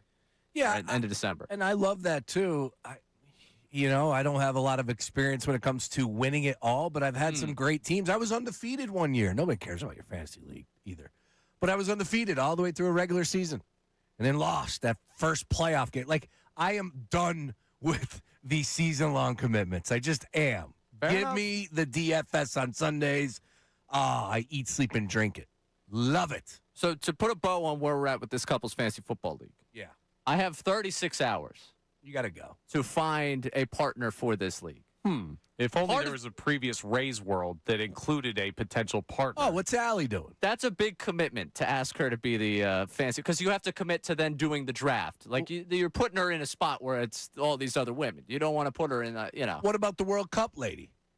No, I don't know this World Cup lady. that's That's Ray. a long gone conversation. There's a lot of ladies we don't know when it comes to Ray. All right, let's all breathe here for a second. I'll take a deep breath. I have 36 hours to find a partner for this. Want to borrow one of mine? There. Whoa, one. Look at this guy. Now, Cut that, please. I think my biggest thing with this league is I like being the Jalen Hurts of this league at this point, where every year I've got a new offensive coordinator. I think I'm kind of leaning into the bit of just, you know what, we are going to have a new drafter again this year. And I think this is where I draw the line. Year 4 is where I say, all right, this is either going to be the partner for the league going forward, or this is my last year of doing it, because I think once you get to 5 different drafters in 5 years, you've hit on a new level of sad. And I'm probably at that level of sad right now, but I can't admit it to myself. Could you find a friend?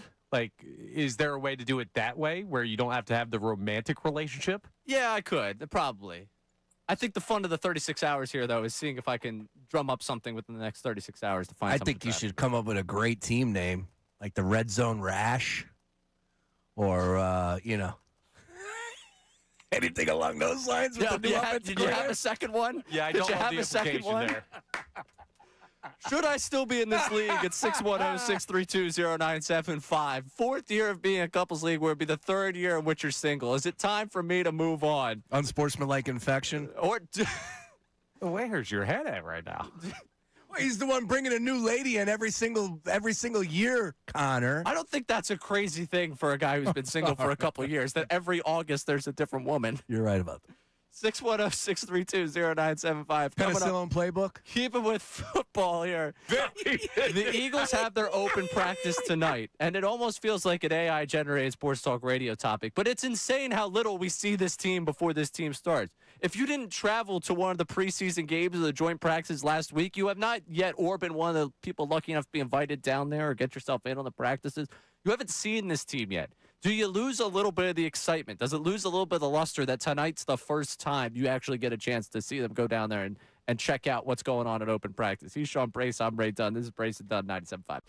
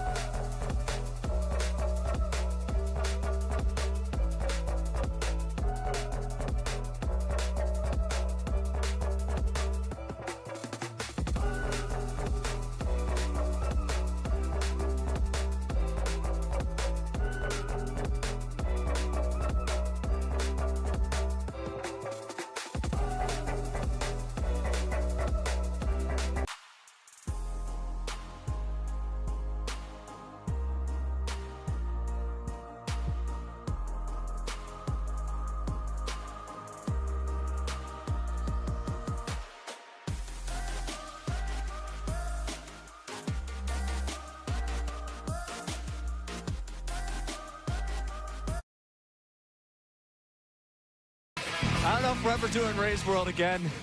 Party time, excellent. You want to get into open practice, Sean? Anything else on your mind right now? Oh, there's a lot. There's always a lot. Ray's World, though. It is a segment that I make Ray do at least 2 to 3 times a week. I said I want him to do 2 to 3 times a week. And for this case right here, it's perfect. Perfect example of why. Why is that, Sean Brace? Bring us into the world of Ray, because I think from last week we learned of a lovely lady by the name of Allie who joined you at a baseball game for the Fightin' Phillies. Did they win that game, Ray? That they did. Oh, yeah, it was excellent. part of the 9-game winning streak. All right, well, she's a lucky lady. She was with you and the Phillies won. So I need to hear from And Allie. saw the Flo Rida concert. And saw the Flo Rida concert. How about that? And was mistaken after the game. How about that? By a friend of mine. That's right. Yeah. So you open up your world on radio, and every once in a while it might come back to bite you. We'll see if this came back to bite me. For those that missed it, it might be just get in the car. I'm in a couples fantasy football league, despite being a single man. I was talking about the struggle of not having someone to draft the fantasy football team for me. Mm-hmm. Connor so kindly threw out the idea of, hey, why doesn't Allie draft the team? That's right. Don't you put this on me. You opened up Ray's World. The question is, though, which alley, though, Connor? Right? Isn't there multiple alleys? There's not multiple alleys. Oh. We cleared this up. Oh, I my believe fault. it was confirmed that there are not multiple alleys. Oh, my fault. There's one true alley, and she's apparently on the line. How about that? I saw Allie from Cherry Hill on the phone. Addison screened the call, so I don't know. We're going to go to the phone line here and talk to Allie. You're on 97.5 The Fanatic. Is this the Allie? Hi guys. Yeah. Yep. This is it. This is the alley. This is the Allie. I'm going to let you do the cross-examination here, Sean Brace. I'm going to stand out of this because this feels like a bad move for Alley me. number 2. Alley number 2. Alley come on. number 2. All right, Allie. So the Phillies game with you and Ray, just give us the breakdown. How do you think it went? Was it a good time? Yeah, it was fun. Okay. It was a lot of fun. How about Flo Rida afterwards? Did you guys jam out together? You guys dancing, cutting a rug out there in the infield grass? Cutting the rug. We had fun, yeah. We did a little stateside. It was fun. I'm not the biggest Flo Rida fan, but I think Ray was. You learned Ray is, yeah. Very funny. And you'll also learn that Ray always does stateside. Just remember that too, Allie, for future references. All right, so, Allie, I love the fact that you're listening, 1. 2, I know you just heard us breaking it down. Now, Ray has this situation that has just confronted him where he's getting booted from a league unless he finds someone to join him in this couples fantasy football league. Allie, are you calling because you have interest to join Ray in this pursuit of a championship title? Well, I was never even asked. Oh, Ray, come on. What are we doing, Ray? What are these guys doing? Now, Allie, do you have interest in fantasy football?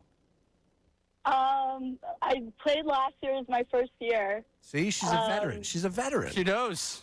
She's experienced. I made the playoffs. Didn't win, though. It's okay. I haven't won in this league either. Yeah. Going to the playoffs is a big accomplishment for me in this league. All right. Allie, so it seems like she's interested. Ray, if you don't want to leave this league, I think this is, this is a Cal Raleigh, not 1, not 2, but 3 home runs in the same game type of deal here. All right. I mean, I'm for the home run here. I'm throwing the pitch down the middle here. I'm throwing the meatball. I need this to be you saying you're in for the league. Allie? Okay, yeah. All right. There we go. I'm staying in the league. Hey, give me at least a little applause there. Very nice. I don't know the other people in this league, though. You'll get to know them. They're fine. She was a little reluctant. Speaking of that, are you reluctant to go on date number 2 with Ray? Oh, man. You're going to ask me this on air? It's crazy. Yeah. That's what you walked into by calling in, though. I got to say, you did bring this upon yourself. You called me, Allie. Remember that. So I'm curious about this as far as... You guys brought me up, though. We did open that was Pandora's Connor. box. Connor opened up Pandora's box. I mentioned a name. Yeah. I'll leave the producer out of this. Yeah, what is your real name, Allie? We need to get that, too. We need real names. Oh, no, I don't have that, though. Nope. We're keeping aliases. I'll follow both you guys. I followed Connor the other day, but he didn't follow me back. Oh. Well, listen, I can't step on my boy Ray's toes. Yeah, no, actually, don't. He's only got 4 alleys, so you can't take one away. I'm kidding. I'll follow you guys. All right, yeah, maybe don't though, because then they're gonna know the name, and I don't trust these two not to go to air here. So, Allie, you're in for the Fantasy Football League. Ray, we just settled your issue. Ray's World handled. That's what we do here. I guess we'll figure out about the second date another time. There you go. All right, I'm gonna let you go, Allie, because I'm not causing any more problems here. Nice to meet you, Allie. And that laugh will be on the board a little bit later. I love a good laugh track. Nice work by Allie there. She seems like a lovely girl, Allie. Oh, we had a great time. I had a great time. Yeah. Less convincing the second date now, but I had a great time. Where'd you meet her at? Where does one meet a girl like that, Ray? Through Twitter. Stop. Yeah. Good things happen on the Bird app? On the old Bird app, man. That's I'm as shocked as crazy. I'm as shocked as anyone else. I got to figure out who followed me now. I got to do some research. Allie, I'm begging you, go unfollow. Local? Allie from Cherry Hill. So she followed you on socials. How about that, sports fans? Yeah, no. Keep the dream alive. I thought everything happens on Instagram, Twitter, coming out of nowhere. Yeah, upset win for all involved. Absolutely. Most of the things on that app are just straight up hate. Ooh, Owen R. followed me 12 hours ago. Could be an Owen. It could be an Owen, yeah. Doing voice changer over there. You're not getting off the hook easy either, Connor. I got something for you. Tyrese Halliburton over there. Yeah, what did I do? I got something a little bit later for you, but great to have Allie involved. And look, I will tell you guys right now, I am having my wife come in interviewing Ray. Great. With the new show, you got to find out who you're working with. So we got to figure this out. I said, you know what? Because Kelly was like, I need to learn a little bit more about Ray. I can't wait to learn more about Ray because we're doing a show together. I said, yeah, you should come in and interview him. Great segment. Yeah, absolutely. Listen, apparently at this point, everything's on the table because that happened, and I didn't anticipate that one. Could be Josh. We got Josh in here. Yeah, unfollow we're gonna now. figure this out. Pull the car over, Allie. Unfollow now. Hit the break. I need to do research. How you guys, part your ways on that night? Because it was a late one. It was a late one. Yeah, we were at stateside. High five. Put her in the Uber. Listen, no personal questions at this time. All right, gotcha. How about that? You got at least a couple of stories out of me. I'm gonna keep respect my privacy. Question, honestly. Yeah. Thank you, James. Thank you, James. I don't know. There you go. All right, how about 38 special? All right. Coming up, we got news at noon. I'm gonna take a nice time out here. Maybe go get a cup of coffee. What do we have on the news at noon, Connor? We got a lot of NBA, this podcast league coming up. Dads are saying stuff. Brothers are saying stuff. It's a familial affair. And also coming up after the news at noon, speaking of the NBA, I saw one of the aggregators put out the Ringers top 50 list. Can you believe where they've got the big man? I'll give you that, as well as where they've got the other 76ers on that top 100 list after the news at noon. You're tuned in to Brace and Dunne on 97.5 The Fanatic. Now on 97.5 The Fanatic Sports Update.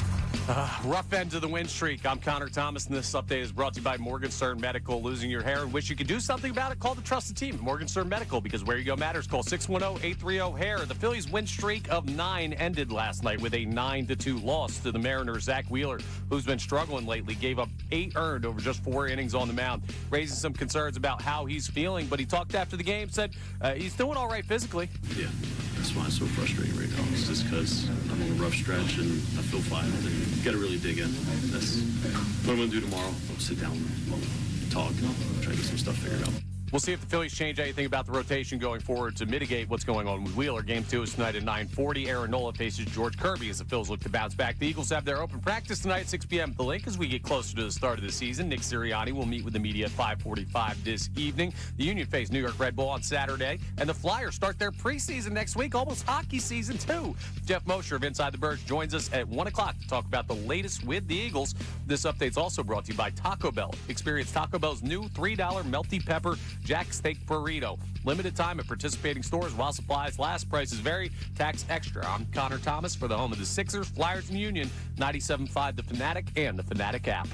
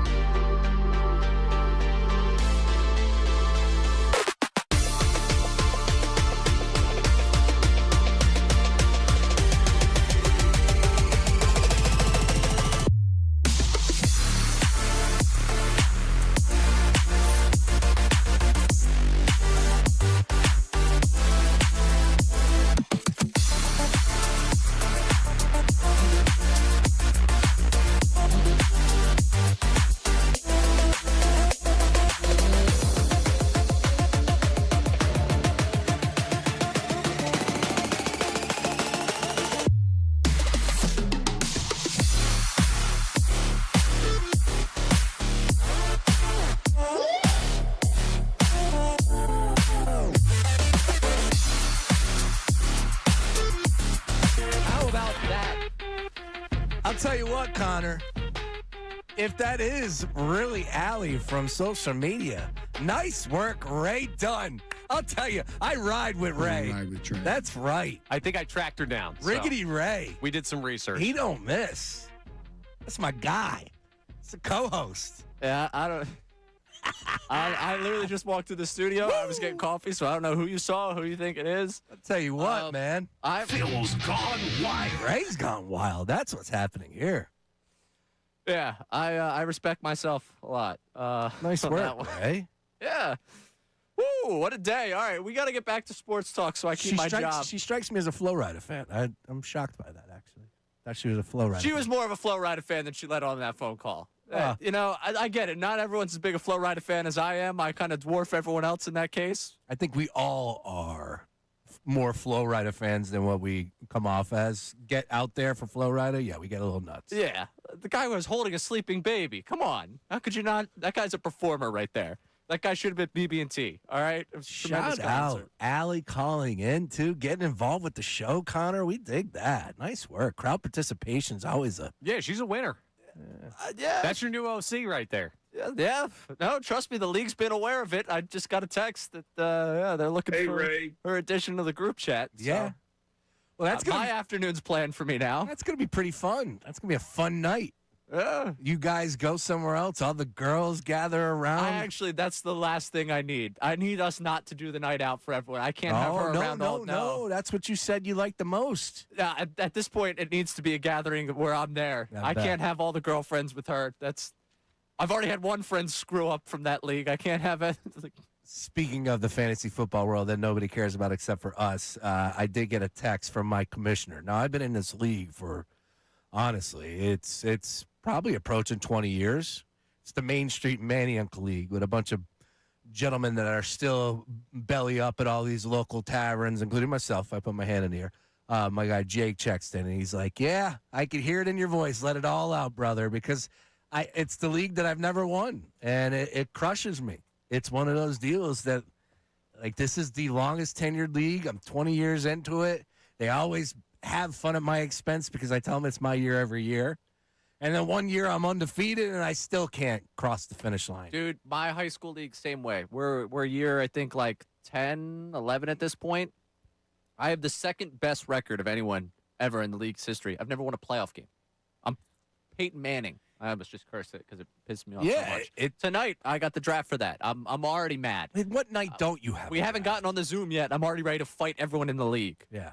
They're picking the order tonight. So I was like, yeah, I won't be there, but go ahead and pick me wherever. I'm not winning. Yeah. Maybe that's the attitude I need to have, isn't it? And right. It will actually happen. Lower your expectations. There you go. That's a life lesson for everyone out there. All right. What do we got in the news at noon?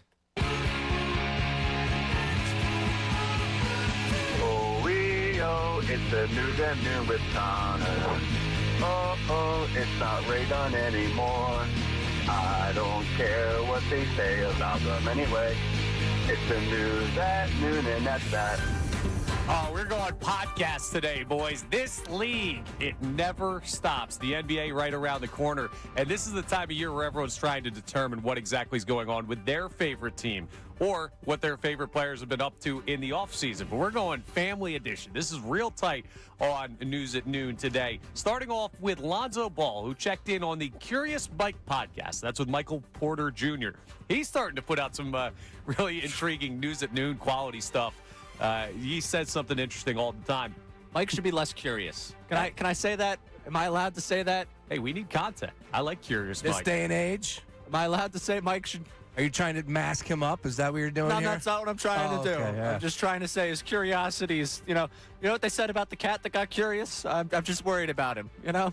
Well, it wasn't him this time. It was Lonzo Ball talking about his brother, LaMelo Ball, who, of course, we know has had some issues on the road recently. But being the good brother that Lonzo is, he tried to downplay it. See if this is a fair defense. He stays getting in accidents, huh? Why he always hit somebody on the road? He actually doesn't get in accidents, but he has a lot of, situations on the road, yes. But he did get into an accident recently. Well, not recently, but that went viral. But he do need to chill out. But he got a driver now, though. Hey, congratulations to Minnesota. Your roads just got a lot safer. Good for you. Situations on the road. No, I don't think that's how I describe it. I describe them as accidents. That's what they are. It's not a situation, go call the cops. No, it's an accident, go call the cops. Like, the person that rear-ended me a week and a half ago, that was not a situation on the road. That was you hitting the back of my car. Absolutely, just a situation. They thought it was just a situation because they took off, but yeah. You flip over your billion-dollar car, just a situation. Right. It also makes it sound like it's not remotely his fault. He just gets, you know what I think? He's got bad luck. When he's going 100 miles per hour on a 30-mile-per-hour road, he's got a lot of bad luck. Yeah, he's an idiot. If Lonzo Ball's basketball career comes to a final close, he would be great in PR down in Georgia. Yeah, the thing I would say about Lonzo not being able to drive is that, I'm happy that he has a driver now because that kid clearly was going to hurt somebody. He's very lucky that it did not happen already, and I know that we're having some fun, but remember, he hopped out of a vehicle after he got into an accident where he swerved over and hit somebody in their lane and then left the scene of a crime, which in some places when you're not a professional basketball player is a bad thing. But when you're a professional basketball player for the Charlotte Hornets, there you go. Yep, so Minnesota, thank goodness, he does have a driver. Hopefully we're out of these situations on the road. Yeah, so hopefully. Curious Mike podcast is giving us some good stuff. This next one might be a first ballot Hall of Fame future news at noon topic developer. There is a podcast called Ultimate Dads Unplugged, which, of course, who needed this? All of us. Apparently. The panel on there is Dwayne Wade Sr., Quentin Brown Sr., and of course, if there's any NBA Dads podcast, LeVar Ball has to be a part of it. And Jason Tatum's father was on the podcast recently talking about the four of them, who's going to win the NBA Finals this year. And here's who, the father of Boston Celtics star Jason Tatum, said.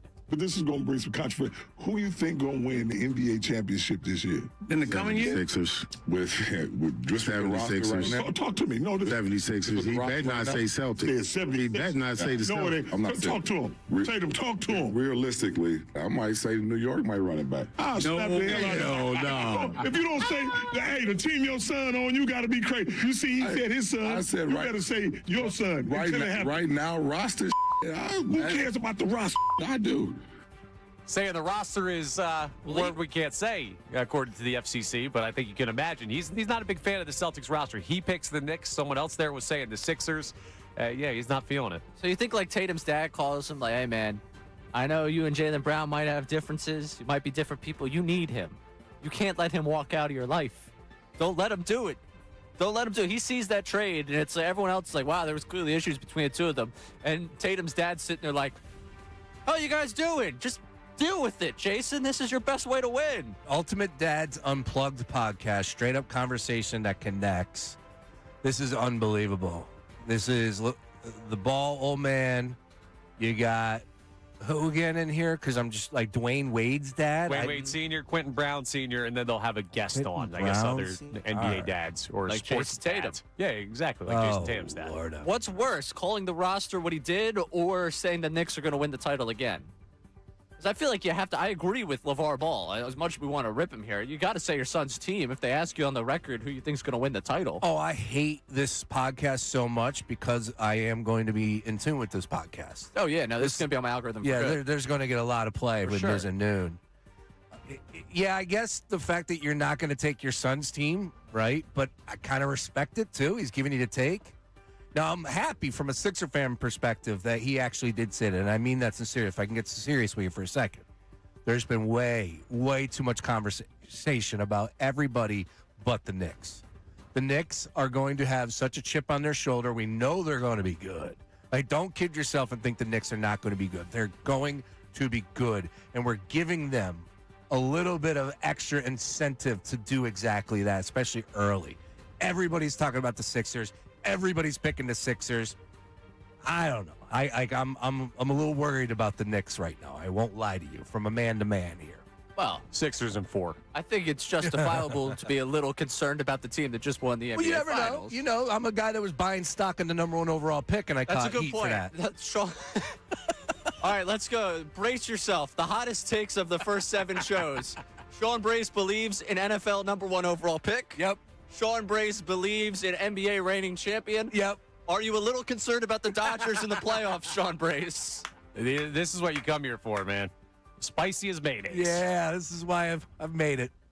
No one spits hot fire like me. You're 3 for 3, baby. Hey, listen, I believe in all those things. We're not take radio, that's for sure. Good grief. Now, listen, I think he actually did the right thing there. He was logical. He's like, I don't really like the Celtics roster. Agreed. I'm looking at the Knicks as defending champions because it is very easy for people with the dog in the fight to convince themselves of something that's absolutely not happening.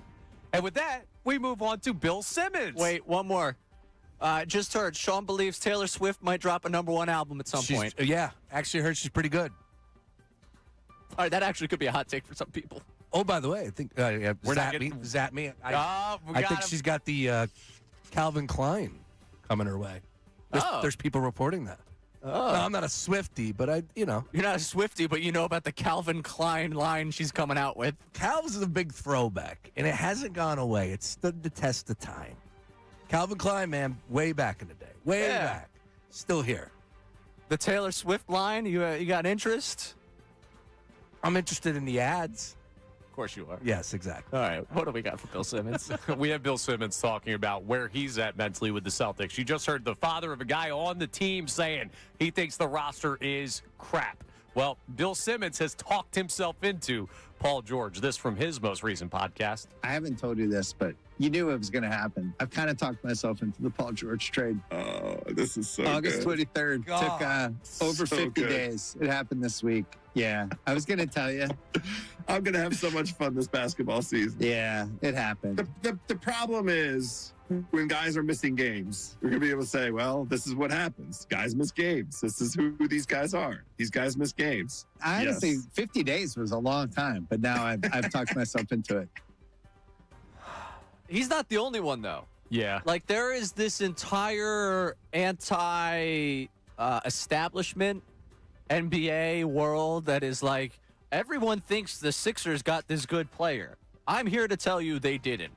Or I'm here to tell you that Paul George is actually going to be something different for this Celtics team. He was suspended 25 games for drugs, and that's the only reason why he was ready to go to the postseason the level he was. Yeah. Yeah, he's flawed. He's not perfect. There are times that Paul George showed, some reasons to believe in his ability, but if you're telling me over the course of 82 plus the playoffs, like you need this guy to be something other than a role player, other than a guy that can come and give you minutes, that's where you lose me. Paul George has had a great career. There's no denying that. But at this point in time of where he's at in his career, I'm not buying what Bill Simmons is trying to sell me. The Celtics, though, currently on DraftKings Sportsbook, tied with the 76ers for win total. Let me back that up. I apologize. The Celtics have one more win than the 76ers as far as win total for the upcoming season. Sixers dropped down to 50.5. Celtics are at 51.5. Odds makers say the Celtics have a better year than the Sixers in the regular season. That's fine. They can have the regular season. Yeah. We got a couple of guys that. You're fat now. That's what it is. Yeah, you don't care about the regular season. Why would I? What LeBron team has ever cared about the regular season? Well, this LeBron is a little bit different than previous years of LeBron James. What have we learned over the last 5 years? That you can't fake the funk when it comes to chemistry, when it comes to putting it together in the regular season. These teams are good. This cannot come to what the Boston Celtics, what Bill Simmons is trying to sell you. Oh, they're missed games. These guys miss games. No.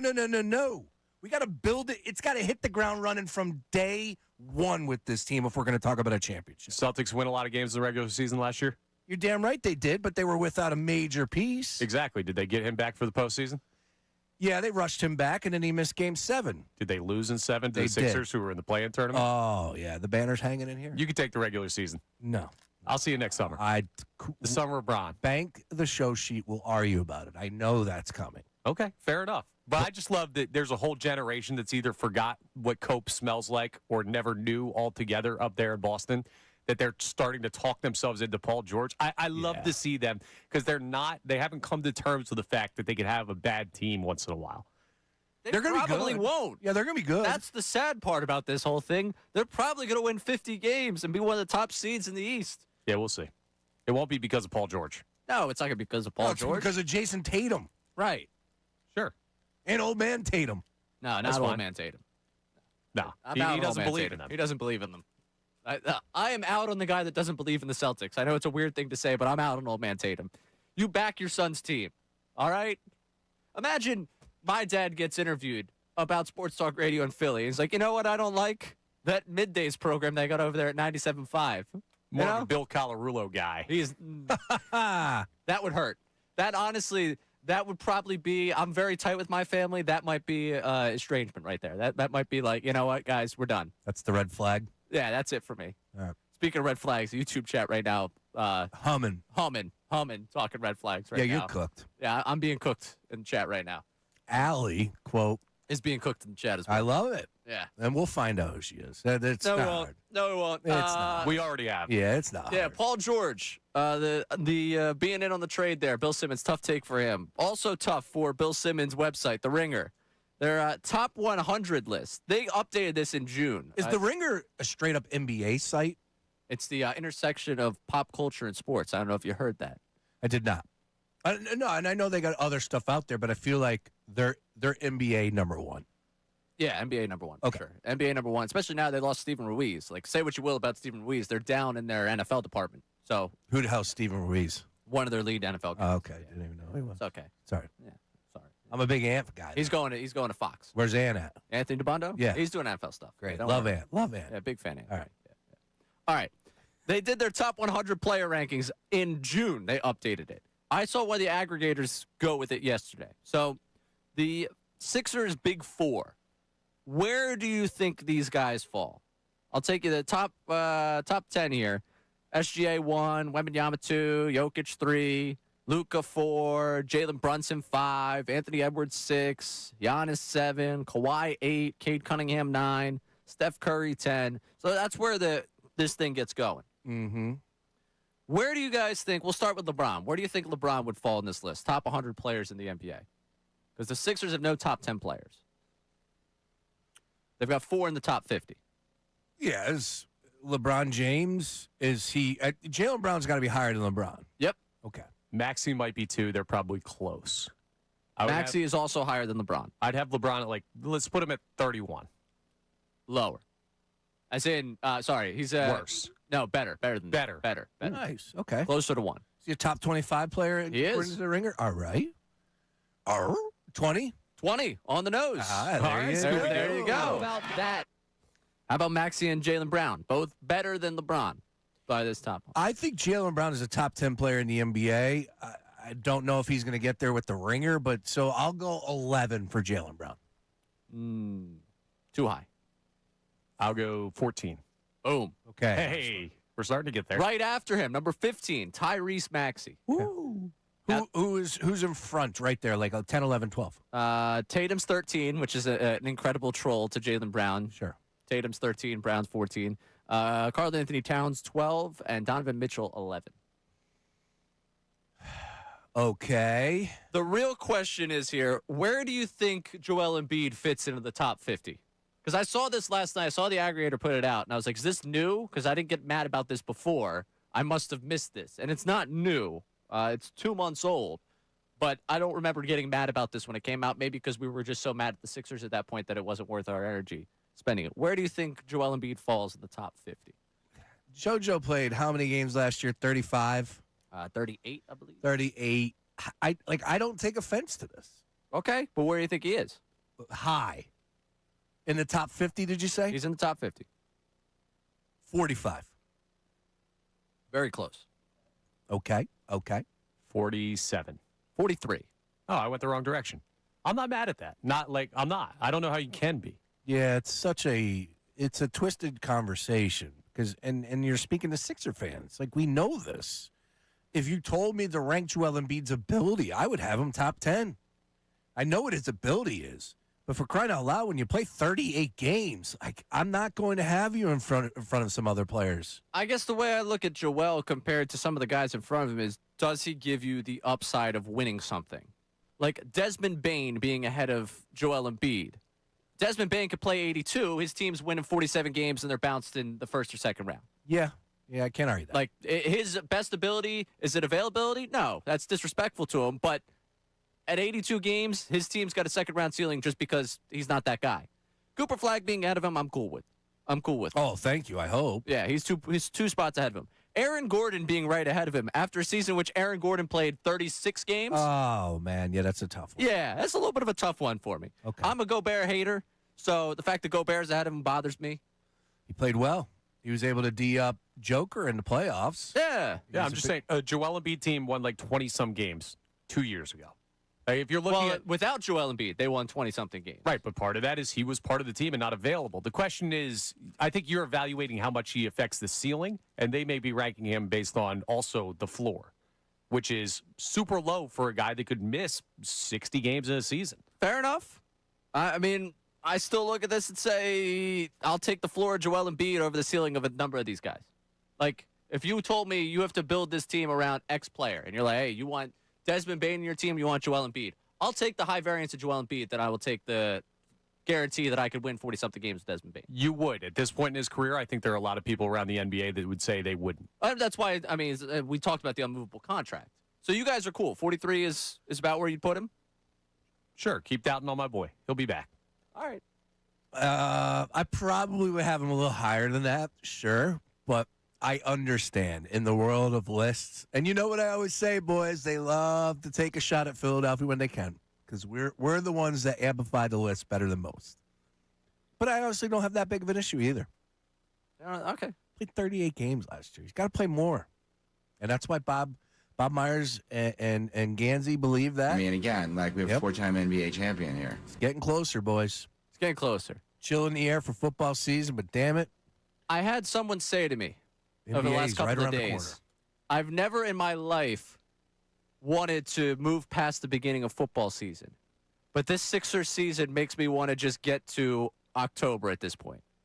I'm not necessarily there, but if we're talking about the two and my interest and like where I'm at, the excitement for me, it's over the moon in terms of 76ers land. It's like, all right, another Eagles season's happening. Was this Allie that said that to you? No, it was not. It was not. So, glad that we could go. Nice callback. Yeah. Appreciate that. Hopefully we'll move on at some point. No, definitely not. My suggestion would be, hey, folks, we got a long way to go. All right? Preseason hoops don't matter. LeBron's not playing. I don't even know if he's going to be there. October, what's our first game? The 30th? The 29th? Somewhere around 20th. 20th up at MSG. Then 22nd's the home opener against I was the way Cavs. off. My fault. So anyway, it's the 20th. We got times. So we got less than 2 months, boys. Eagles kick off on the 13th of September. Then we got the Sixers the second, third week of October. Oh, we got plenty of time for everybody. All right. That's fine. I'm just itching. I'm itching for some hoops. I don't know if I'm seeing all the videos. Anthony Simon's over there at McGonigal Hall getting shots up. I'm like, when are we going to get to talk to Anthony? You know, why not pop on the program? I'm trying, man. I'm trying. He's working out with my guy Seth. I interviewed Seth 2 weeks ago. His team won the Rumph. Well, hit up Seth. Yeah, Seth, why don't you and Anthony come in for an hour? We'll break down everything going on hoops-wise. We also never threw the Brad Stevens Appreciation Day. I'm a little disappointed about that. We should get that going at some point coming up here. What? His track record might say no appreciation day yet until we see this all play. This guy. Is that? Oh, never mind. We should get some of these guys' dads to join us on air. I want Tatum's dad first. What does he think about the Sixers roster? Jaylen Brown's dad. Sure. Jaylen Brown's brother was right there at the Rumph, too. Should have gotten him. Really? Yeah. Nice guy. All right, coming up. I want to get back into the Phils because I know we got plenty on the Davis Honda text line, 610-632-0975. How concerned should we be over Zach Wheeler and this pitching staff, the two guys at the top of it? The amount of concern you have about Christopher Sanchez and Zach Wheeler with the workload and with the fact that they haven't been their dominant selves really since the beginning of July and certainly since the All-Star break. We'll dive back into that conversation coming up. He's Sean Brace. I'm Ray Dunne. This is Brace and Dunne, 97.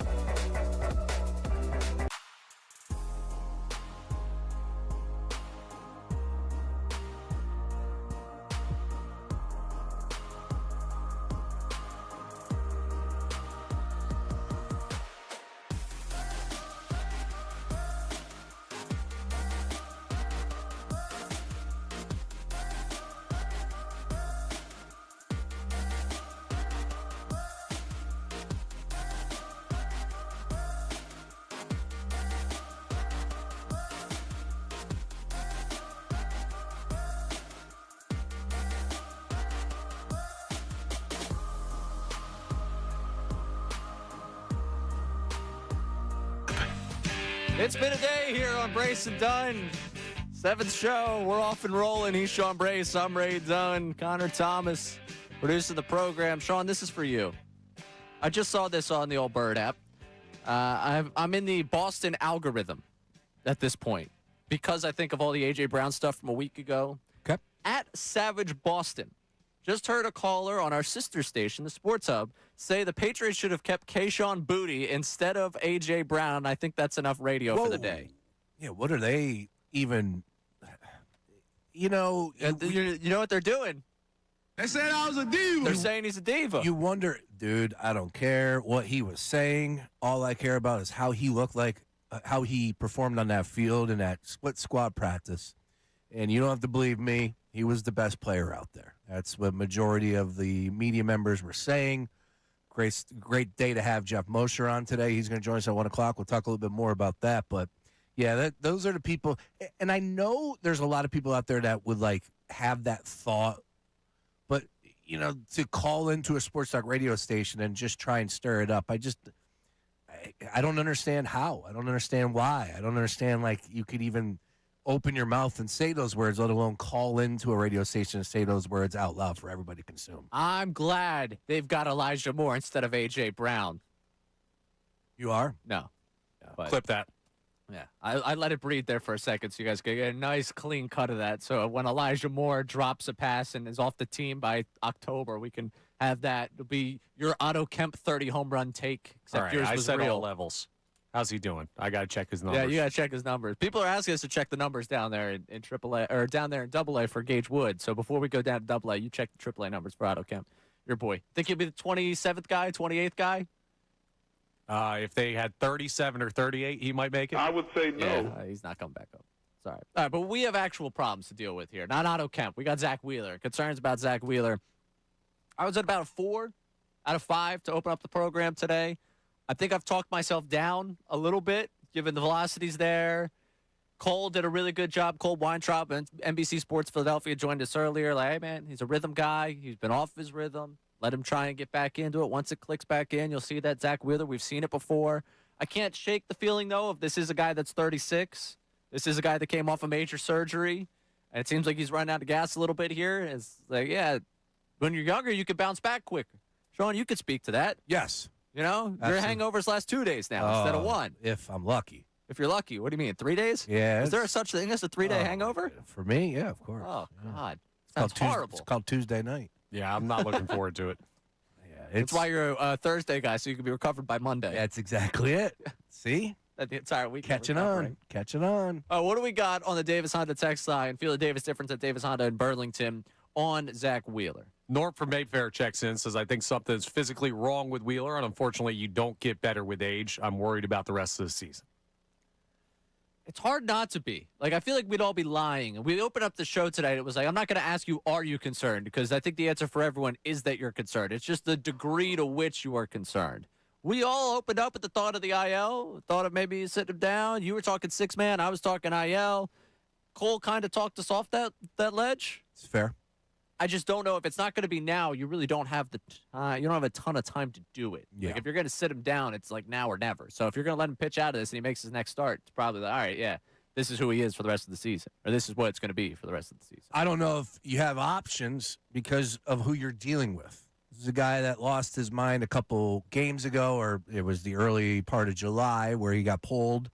Remember, he was losing his mind. We understand he's a competitor, and he's a really good pitcher. I earned that right. He has, but like, good luck convincing him to miss some starts because he walked a few guys. And that's what Connor said. Connor wanted the keys taken away from him. Absolutely. Meanwhile, Cole's telling us to give Grandpa, he's in a rhythm. Grandpa's a rhythm driver. So give him back the keys. Trust me. He fought in wars. He'll be fine. Put him behind the wheel of that SUV. I'm a little bit worried about what happens.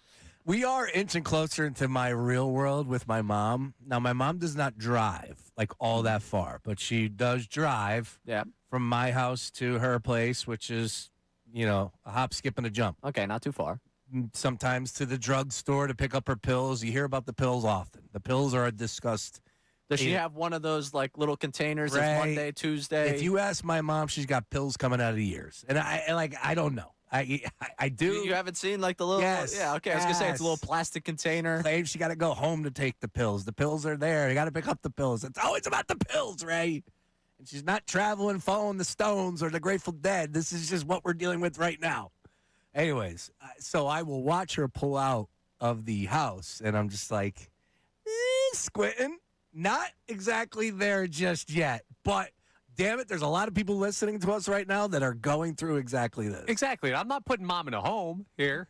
All I'm just saying is if we're going on a long road trip to Red October, maybe Mom's in the passenger seat. Yeah. Maybe Mom's sitting in the back seat just reading or No, something. you can't put her in the back seat. Unfortunately, you got to show the respect. No, you got to show respect to the elder statesmen of the car. They get the front seat. Mom is not going to a home. She's coming to our home. That's going to be probably what happens. But yeah, man.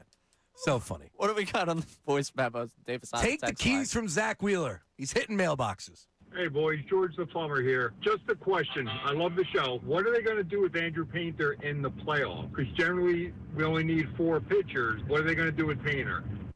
So, one, we're doing well with the plumbers. That's what really is sticking out right now. Love George the Plumber, but we've got Captain Clog and George the Plumber. Right now, we might be the #1 show amongst plumbers. Love it. And amongst people on the West Coast. Those are the two demographics we seem to be hitting pretty well. Any filled up crappers out there, this is the show for you. Yeah, we'll be able to help you out. We'll get you somebody real quick. Yeah, Captain Clog has been texting the text line. He is not happy with the nickname. So, Captain Clog. guess what you're going to be called forever now, buddy? Yeah. CC. If I've learned anything about nicknames, the second you say you don't like one. He didn't say a name, did he? He came up with some other nickname that he wants that we're not going to call him. It's Captain Clog. Welcome to the show. There you go. What they're going to do with Andrew Painter, though, we talked with Scott Lauber yesterday, and Scott began to pour a little gasoline on a fire. I was looking to cook up a little bit about Andrew Painter being a bullpen guy. It feels like that's the logical endpoint for all this. It's just that he hasn't done it. I don't know how much they would be willing to have him do it. Maybe it's one of those where it's a piggyback situation. You're coming in a clean inning, and it's X inning. We're going to try and get the starter to this point. You know, we want Aaron Nola to go 4, and you're taking over because they're going to go from seeing 92, 93 to 97, 98. You know, and that's going to be the difference. That would be my guess of how they use him in the postseason, but it's really anybody's guess. And the fact that we're talking about Andrew Painter being a useful pitcher in the postseason is really the whole victory here. Glorious. Yeah, think about where we were to start the season. Where it was like, hey, we just want him to stay up here. Then he gets sent down. Now we're talking about, well, you got to find a way to use him. Or am I putting words in your mouth? Yeah, you got to find a way to use him. Yeah. We went through it earlier today. He's not my top 5, but he's a part of that group right beyond the top 5 where it's like, yeah, throw a dart at a dartboard today, Don Mattingly, see which one of them actually has something. Yeah, and Nola going to the pen, you're going to get, 93 to 95, maybe velo bump. Luzardo's not going to do it. He's too valuable. Sanchez, Wheeler, non-starter. Like, Andrew Painter's the guy. He has to if you're going to use him in the postseason. Right.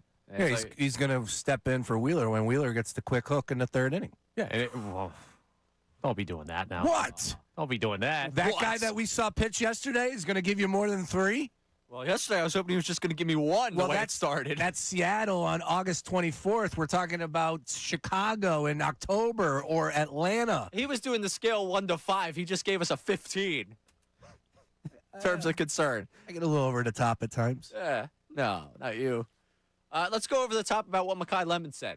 Because what does he mean by he needs to be more professional to avoid injury? First round pick back on the practice field yesterday. We will dive into what he had to say about being out there. We're going to talk to Jeff Mosher at 1 o'clock. And our good friend Kerry's checking in for the first time on the new program. That's all coming your way next right here. Brace and Dunne, 97.5. The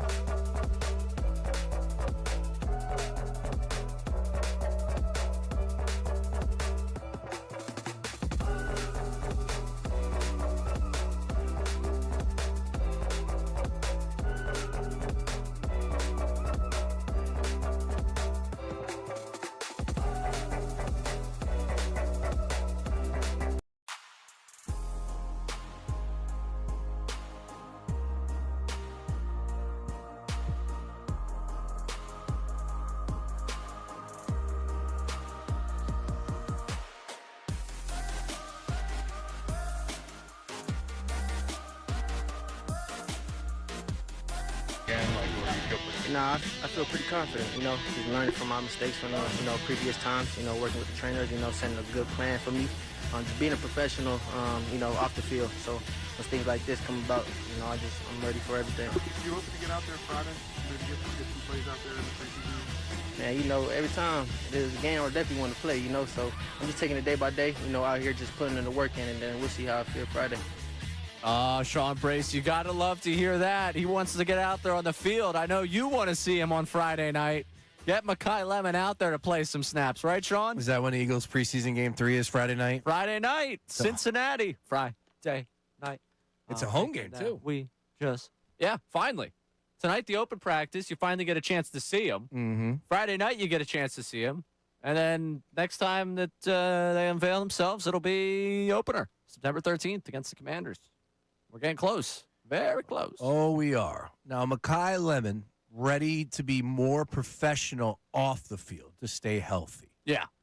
You want to hear him saying that. It's nice to hear him say that. It opens the question of what were you doing before that led to this? Body is a temple, not so much at USC, I guess. Maybe not. Yeah, I mean, I understand the guy in his early 20s that thinks he's just going to be able to do it because he's been able to do it his entire life. But I don't know. Now you realize you want to be more professional a couple weeks after the hamstring? It sounds good. Take it out of context on my, Twitter feed, reading it in the Inquirer. It doesn't look as good because it's like, all right, what was he doing before? But you have to ask yourself, if you had the realization, if you had the conversation with the trainers, I guess USC, our buddy Lincoln Riley, what weren't you doing for? I don't know. Well, why now? You have to be concerned with Makai Lemon. From Jordan Tyson, who was discussed at length in the draft process about his hamstring as an issue, and it popped, and now he's going to miss the start of the season, probably a little bit more than that, if I was a betting man. Makai Lemon, I don't remember hearing all that much concern about his hamstrings, but here we are. He missed valuable time with the spring OTAs. Now we're dealing with this, and he's going to be a pretty big fixture in this offense. Well, the hope was to start. So I'm concerned right now about Makai Lemon with this injury here. I don't think to start, he's going to be as big as we anticipated. I think it's going to be probably by October. That's when you hope that he starts to have the impact that we would want to see from him. He just hasn't had enough time. I mean, there's a runway, obviously, for him to be ready for week 1. He's going to be ready for week 1, but fully ingrained, ready to go in the offense? The biggest comparison we can do is the Cooper DeJean rookie year, where he had the issue in training camp and then ended up not playing really till the Buccaneers game in week 4, I think, sparingly, and really started in week 5. It took a month for him. Now, Vic Fangio seems a little bit more demanding of what he's going to look for than maybe a first-time offensive coordinator in Sean Mannion, especially at a position where you really need help, according to what we've heard about the wide receiver room. But, yeah, I think you're looking at that stretch. And the weird thing, too, is that's the stretch of 4 straight playoff teams that he'd be right in the middle of coming back against. Some good defenses, L.A., Chicago. It might be a while till we see Lemon. How important is Dontavian Wicks to this team's overall? Oh, give the number out. Really important. Yeah. Does he crack your top 5? I don't know. Like, for Lemon, this is the ultimate straddling the fence take on this. Like, for him to figure this out in his rookie offseason is a good thing, because you would rather him say this now that he needs to take time as a professional, figure it out, and take better care of his body. You'd rather that before his first NFL season than any other time in his career. You just hate how important he is to this offense in his rookie season, that when he says this, you're like, all right, would have been great if you were, a little bit more prepared for this maybe 3 or 4 months ago. Ultimately, when it comes down to it, if it's not Wicks, if it's not Lemon, I don't know what you're looking at with this wide receiver room. Elijah Moore is the name that Tim McManus on Friday said that looks like he's got a rapport with Jalen Hurts, which is nice, but Elijah Moore was available for a reason. Yep. Hollywood Browns looked better towards the last couple of days, at least all reports out of camp, but better as compared to what? Your first day concern that I know, Sean, you're still sweating the replies on Instagram to that video over the wide receiver room is a very justified one. Yeah, it was then, and it's even more so now. Dontavian Wicks, I know he's capable of making some plays, but being that second option, as far as passing is concerned, I know that you're going to see the tight ends, Dallas Goedert, of course, especially with Mannion, Saquon running the football. That is your number one deal, but you got to have some weapons out there. And, oh, by the way, you might have heard this. Shock me, I don't care. You dropped A.J. Brown, so you got to find the production somewhere. Where's it coming from? Yeah. It's almost 1:15, Sean. You're all alone, and you need A.J. now. I think I'm going to, if this wide receiver room struggles, I'm doing the, what's it? Lady A. Yeah, Lady A. I'm going to do the Lady A. It's 1:15 remix, and it's just Sean Brace thinking about A.J. Brown. Wow. I thought about him a lot over the weekend. Did you? Yeah. He was dynamic in those split squad practices. Boys, one-handed grabs, business. Big dap up. There was I no, saw you a six-pack. How'd that not come up? Yeah, you owe me a six-pack. Yeah. Andrew got me fat over the weekend, that's why. So, yeah, you still owe me a You sixer. said, was it Corona you wanted? Yeah, I want a Corona from you. He brought Coors Original, which was fine. It wet the whistle. We were all right with that. The grenade bottles, I'm a fan. I'm also a fan. Yeah, the nubs are ideal. You can call them nubs. Yeah. Nubs. That's what they are. They're nubs. Nub me up. I'm in. I like them. Yeah, I'm pro bottle. We went over this yesterday. Yeah, those... Draft bottle can. That was the... Though we want to be very clear, it's not an anti-can take. It's just a pro-draft, It's a pro-can operation on this show. Now, here's one thing real quick on the Mekhi Lemon stuff to get away from the cans. Yeah, thank you. Appreciate that. Get ourselves into trouble. Good producing work. And I'm going to say this carefully because I mean this with all due respect to Guy. I think he's going to be good. I really like what they evaluated him as coming out of college, and I'm excited to see what he can bring. That felt like a very canned answer. Like, to me, the professionalism part of the comment that we played is a rookie, I've been in the NFL for a couple of months, catch-all type of answer from a dude who may not be a Rhodes Scholar. I just think it's a situation where we're misinterpreting or could misinterpret. We could make too much of something that's not there. I think that's just a safe, like, I need to be more professional. I know this is a safe thing to say as a rookie that'll catch everything as I'm just talking about my first stuff in the NFL. Fair enough. Again, if there's a time for him to realize it, now's the time. Yeah, great. That's it. I just don't know what you can do in the offseason, but I'm not the professional athlete. Or what he wasn't doing. Maybe he's just saying that to say it. And maybe he's saying it because he thinks it sounds good, and maybe it doesn't sound as good to us as it does to him. That would be my guess. But, all right, fair enough. All right, let's get back into the Phillies. Let's go to Jersey and talk with our friend Carrie. First time Carrie's checking in on the new program. Carrie, how are you? Hey, Ray. How are you? My first time. My debut call for Brace and Dunne. I like it. Welcome, Connor, to Middays. Thanks for having me. We're happy to have you. You guys are killing it. Loving it. Missing John a little because I just can't seem to hear anything before 9 a.m. Well, that's good. You still can catch the 9 o'clock hour. I thought it was a good 9 o'clock hour today by the boys in the morning show. You could still listen to him at 9. You give him a whole hour of listening. Yeah, it works. I'm not getting up at 6. Just not happening. But, I wanted to talk about Wheels, and obviously it's a concern. But, he's up against things, age and the post-surgery that he hasn't been up against before, really, at this juncture. And I think he's fatigued. I think he will be fine. I think it couldn't hurt to take some time off, but I think, they know what to do. They know what they're doing.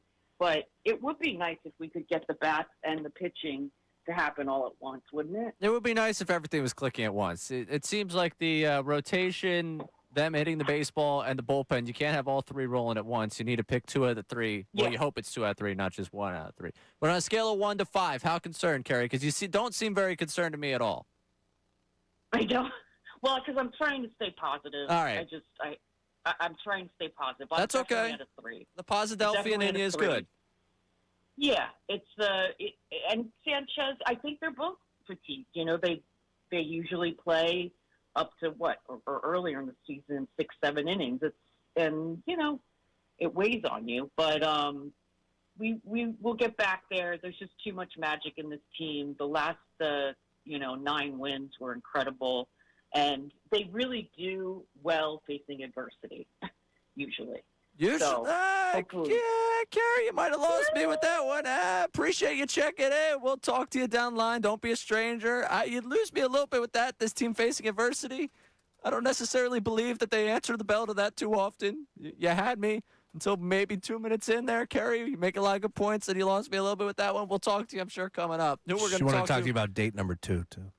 Well, we're up against it. We got to get to motion. I figured that, yeah. I gave her a 2-minute runway if she wanted to fight for me. All right? I gave her a 2-minute runway. She was concerned about Wheeler. She wasn't too concerned about me. Don't worry, Carrie. There will be plenty more from that story.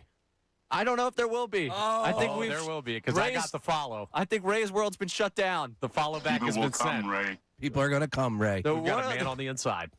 Ray's world has been shut down. We're going to go into Mosher's world next. Jeff Mosher joins us from Inside the Birds and Philly Voice. Talk about the Eagles' open practice tonight, what he's seen through this preseason. He's Sean Brace. I'm Ray Dunne. This is Brace and Dunne on 97.5 The Fanatic.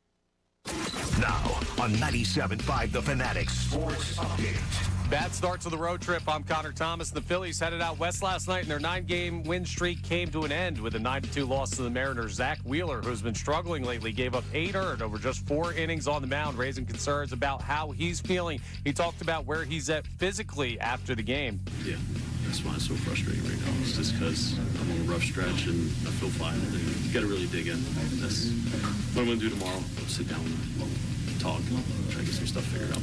So it sounds like, as he said, feeling fine. The question is, how do the Phillies handle that as we draw closer to the final month of the regular season? Game 2 is tonight at 9:40. Aaron Nola faces George Kirby. The Eagles have their open practice tonight at 6 p.m. at the Link as we get closer to the season. Nick Sirianni will meet with the media at 5:45 this evening. Some of the big talking points for the Birds right now, the backup quarterback battle, preparing for roster cutdown day. We're going to have Jeff Mosher of Inside the Birds join us coming up next to talk about the latest with the Eagles. The Union face Red Bull New York on Saturday. The Flyers start their preseason action next week. Almost hockey season as well, Philadelphia.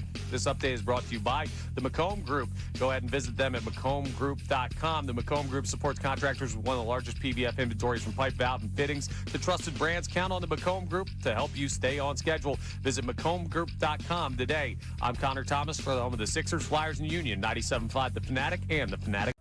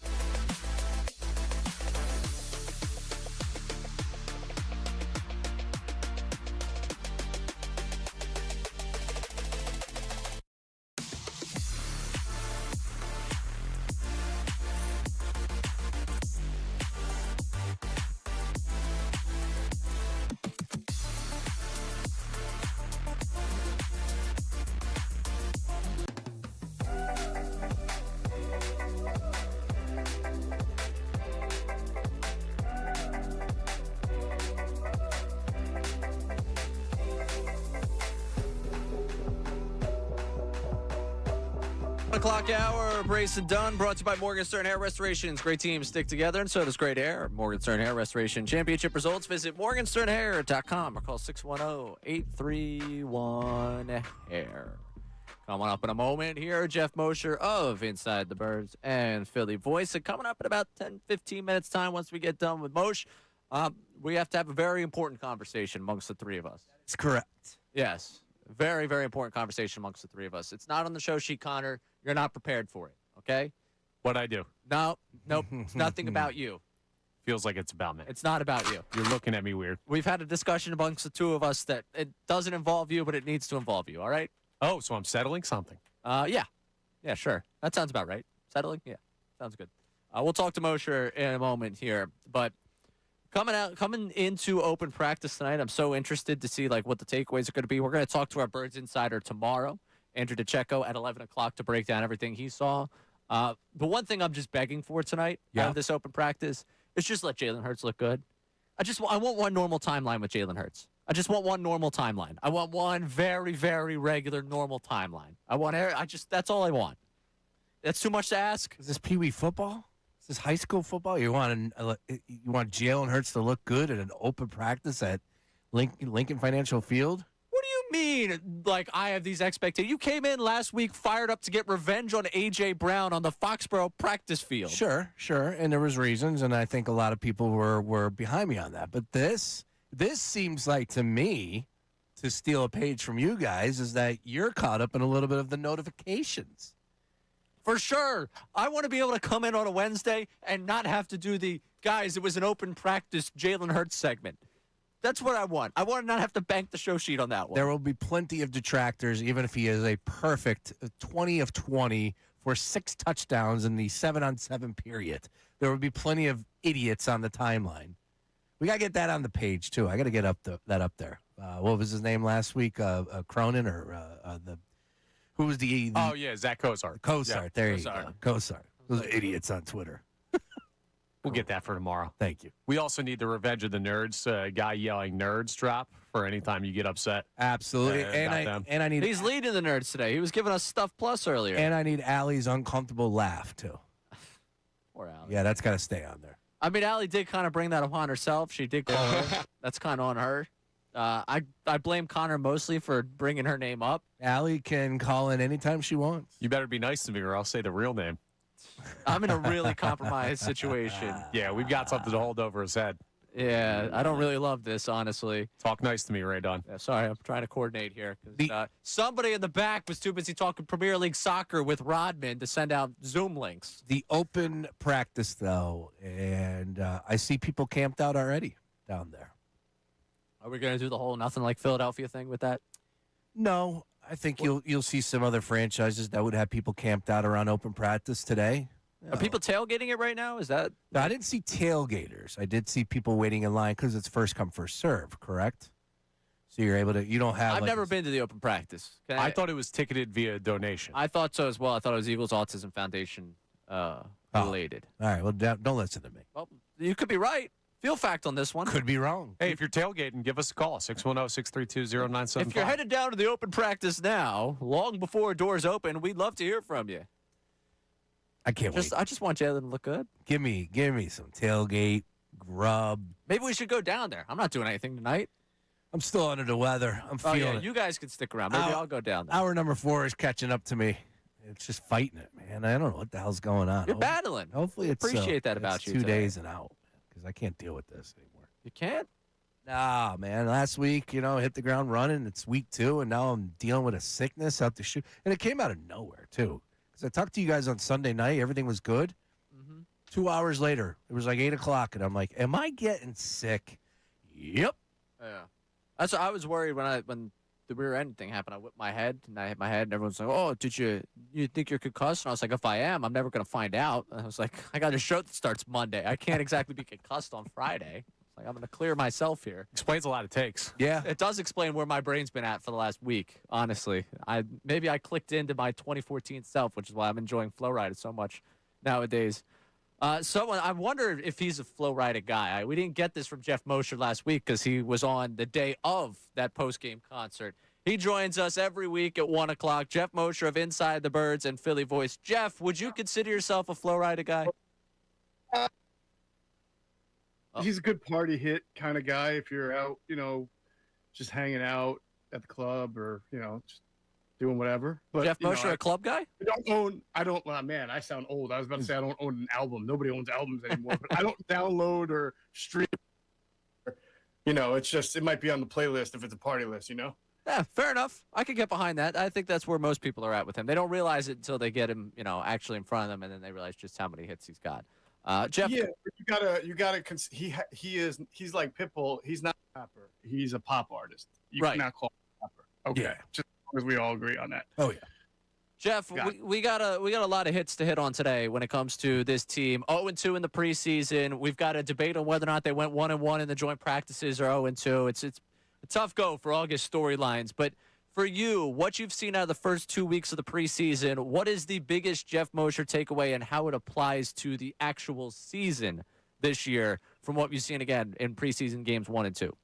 So I thought that this preseason game 2 against the Patriots, you were able to see a little bit more of what a Sean Mannion offense is going to look like. And then I thought you saw Tanner McKee develop some comfort in it. We've talked about this throughout the first weeks of practice. He's been alternating with Andy Dalton. He hasn't, to me, looked like how he has in past. I mean, in the past, Tanner McKee, first of all, he doesn't get many reps in training camp, rookie year or even second year. But in preseason games, he would look like a first team, future starter in the NFL. And he didn't even look like that in the preseason game. But I thought this last one, you saw the comfort. You saw what going under center, running the wide zone downhill, and then working under center play action off that. You saw some easy pitch and catch situations for McKee and who else? I think it was Cooper caught a few balls from him in general. And just the overall comfort and the rhythm that type of offense is supposed to produce and McKee's role in it. Let's talk about Mekhi Lemon. He had some interesting comments that caught our attention. We just spoke about it. I want to know your thoughts. When Mekhi Lemon says, quote, "I want to be more professional off the field in regards to the hamstring injury that he is battling," what was your takeaway from those comments?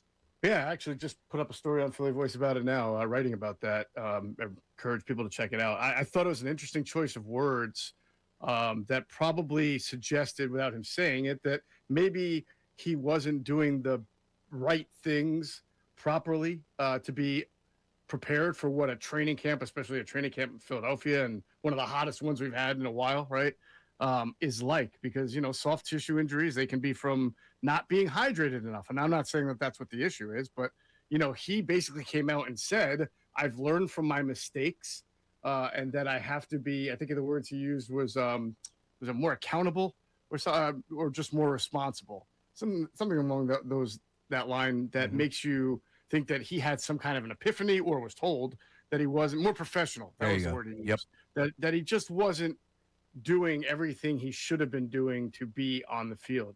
It's one thing if it's Devontae Smith, you pretty much know he wakes out of bed and catches 150 passes if he wants. But with a rookie adjusting to an offense, playing a multiple role within the offense, that was a lot of valuable missed time that he had. But I did think he demonstrated some maturity there and talking about, and same thing with the coaches, saying how much on the sidelines he was engaged in conversation with Jalen Hurts, in post-practice conversations and work with Sean Mannion, even though he couldn't run routes and catch passes. They all seemed to be at least praiseworthy of the fact that he wasn't just out there and not really putting any kind of work in. We're talking to Jeff Mosher of Inside the Birds and Philly Voice. Keeping with the wide receiver room there, Lemon at this point is, getting back out on the field. We'll see what he has. The camp, I guess, superstar at the start was Dontavian Wicks, and everyone seemed to love him at the jump. We've obviously gotten the Cooper hype there, but let's take Wicks, Devontae Smith, and Dallas Goedert and put them in a group. Who beyond that group do you anticipate having an impact on this offense when we get to September 13th? And how much beyond that group do you really need to have an impact on this offense? And are you specifically referring to the passing offense? Pass catchers. Do I have to give you a name? I mean, in my opinion, it's Devontae Smith, Dallas Goedert, that third receiver. It could be, like you said, Dontavian Wicks. Maybe they get – I think it'll be Lemon and I'll get back to one more thing on Lemon in a second. But then there's the run game, which they're going to be a heavily, run team. So, as much as have gotten excited about a Darius Cooper or even Dontavian Wicks, until we really see what this pass offense looks like, and if it's more multi-dimensional, to me, the pecking order is going to be Devontae Smith, Dallas Goedert, most likely Mekhi Lemon, and then pick up the scraps from there. And I will say, while it's hard to rely on Lemon right now, and it's easy to question how much involvement he can have by week 1, he returned to practice this week. There's a late start this year, so he has next week and the week after to get ready for that showdown against the Commanders. That's 3 weeks. That's actually not too much different than the length of training camp itself. Okay, so did he miss a lot of time? Yes, but he's got enough. If he can stay healthy between now and that season opener, he's got enough time to be that number 2/3 target in the offense by the opener. While we're talking about pass catchers here, something that made me think of you watching that preseason game on Saturday night was the usage of the running backs in the passing game. For you, how encouraging was that, and how much do you anticipate to see that with this Sean Mannion offense come week 1? All right. First of all, you might really be concussed if you're spending time thinking about me and what I'm thinking about when you're watching a game. We've talked about it so many times, Jeff. We have. Every year, every time. We're like, oh, yeah, this will be the year they start using the running back in the passing game. And then by week 2, it's like, yeah, that storyline was just an August storyline. Right. So I can't remember if it was a practice that I was watching or if it was it definitely wasn't a preseason game, right? Because Saquon Barkley doesn't play in those. But I saw him catch a ball on a Texas route, which if you don't, that's like you're lined up in the backfield and you kind of run out to the flat, but then edge your way right back across the middle of the field. I saw him run that and catch a pass, and I'm like, wow, I don't remember seeing a whole lot of Texas routes, if any, in the Eagles' offensive playbook for the last few years. Yes, Barkley has caught the ball, but it's mostly been on wheel route, screen, sometimes down the field in a scramble drill situation. Route running in that regard is not something I had seen a whole lot. And then, of course, you guys watched the game and you saw Carson Steele catch some passes on the tunnel screen as well. But, Ray, I'm not there to get excited because what we need to – again, that was Tanner McKee throwing the ball, not Jalen Hurts. Jalen Hurts likes to throw the ball downfield. I haven't seen him throwing to the running backs that much more in practice. That makes me think that there is going to be some wholesale change in how the ball gets distributed and that Saquon Barkley or Bigsby or Shipley is going to be some kind of, like major weapon in the passing game. I won't rule it out. That's got to be one where I cannot extrapolate what I see in training camp to regular season because I've seen all that. I remember DeAndre Swift catching passes left and right in training camp and not really being a big factor in the passing game when the games were real. Thank the show sheet. We'll ask you about it again next August. Nice. This is like the new A.J. Brown trade conversation. Yep. I'll ask you about it August. We're 25th today? Yeah, August 24th next year. I'll ask you about it again. Sounds good. Moshe, of course, we got the open practice today. Is this just hit the fast forward button and wake me up on the 13th of September? Yeah, I heard you guys talking about tailgating. If people are leaving right now to tailgate for that, they're just bored. Yeah. They're just looking for a reason to start drinking early on a Tuesday. No, it is fun though. I as much as training camp has become easier for reporters in terms of not having to travel up to Lehigh and stay in, hotels and, eat bad meals and stuff and be up at the crack of dawn. It's taken away from the fans, and I feel bad for the fans. They used to really love going to Lehigh. It was okay to drink a beer at Tuesday morning if you were in Lehigh because that's like, when in Rome type thing. Like you're going there to watch football. So I feel for the fans in that regard because it really used to be a good time. And now there's only one open practice and only a select number of fans get to see training camp. And training camp is shorter now anyway. So it is nice. Plus, obviously, there's the donations to autism, I believe, that the entry fee goes to. So it's a good chance. And the Eagles, I do think, for what it is, they try to put on a good show at the link. They try to, they're usually in pads and they're going to practice hard. And the players do get excited about hearing like them cheered for when they make a play. So that element of it is fun. But the bottom line is just another practice. Talking about practice again, Sean Brace. Nothing like it. Love August. This is what we live for. Practices. Yeah, Talking about practices. I think Sean was right. Just wake us all up on September 13th, please. I have to ask you, we're getting close, cutting it down to 53. If Jeff Mosher could save one guy from the cut line from this camp for the Philadelphia Eagles and ensure that he's on the roster come September 13th, who would it be? Because I think that guy must make an impact this year, or like any stipulation on this. Whatever whatsoever. you value, Jeff Mosher, whoever you want to see in an Eagles uniform beyond the end of August. I got you. That's a good one, man. It would be tough to cut this Joshua Rue kid. I mean, the way he's showing explosion off the edge, but I don't expect him to have any kind of impact in year one. But I tell you what, they've got. I personally would keep Cam Latu. Every time I watch him, I think he blocks really well, and I think there's more to him in the receiving game than we've seen before. But that's easy for me to just say until it happens. It's just theory. But I think that they're kind of in dire straits at tight end with too many one-dimensional guys. And here's a guy who can block and catch. Maybe he may not catch like Zach Ertz or even Goddard, but definitely more than Johnny Munt.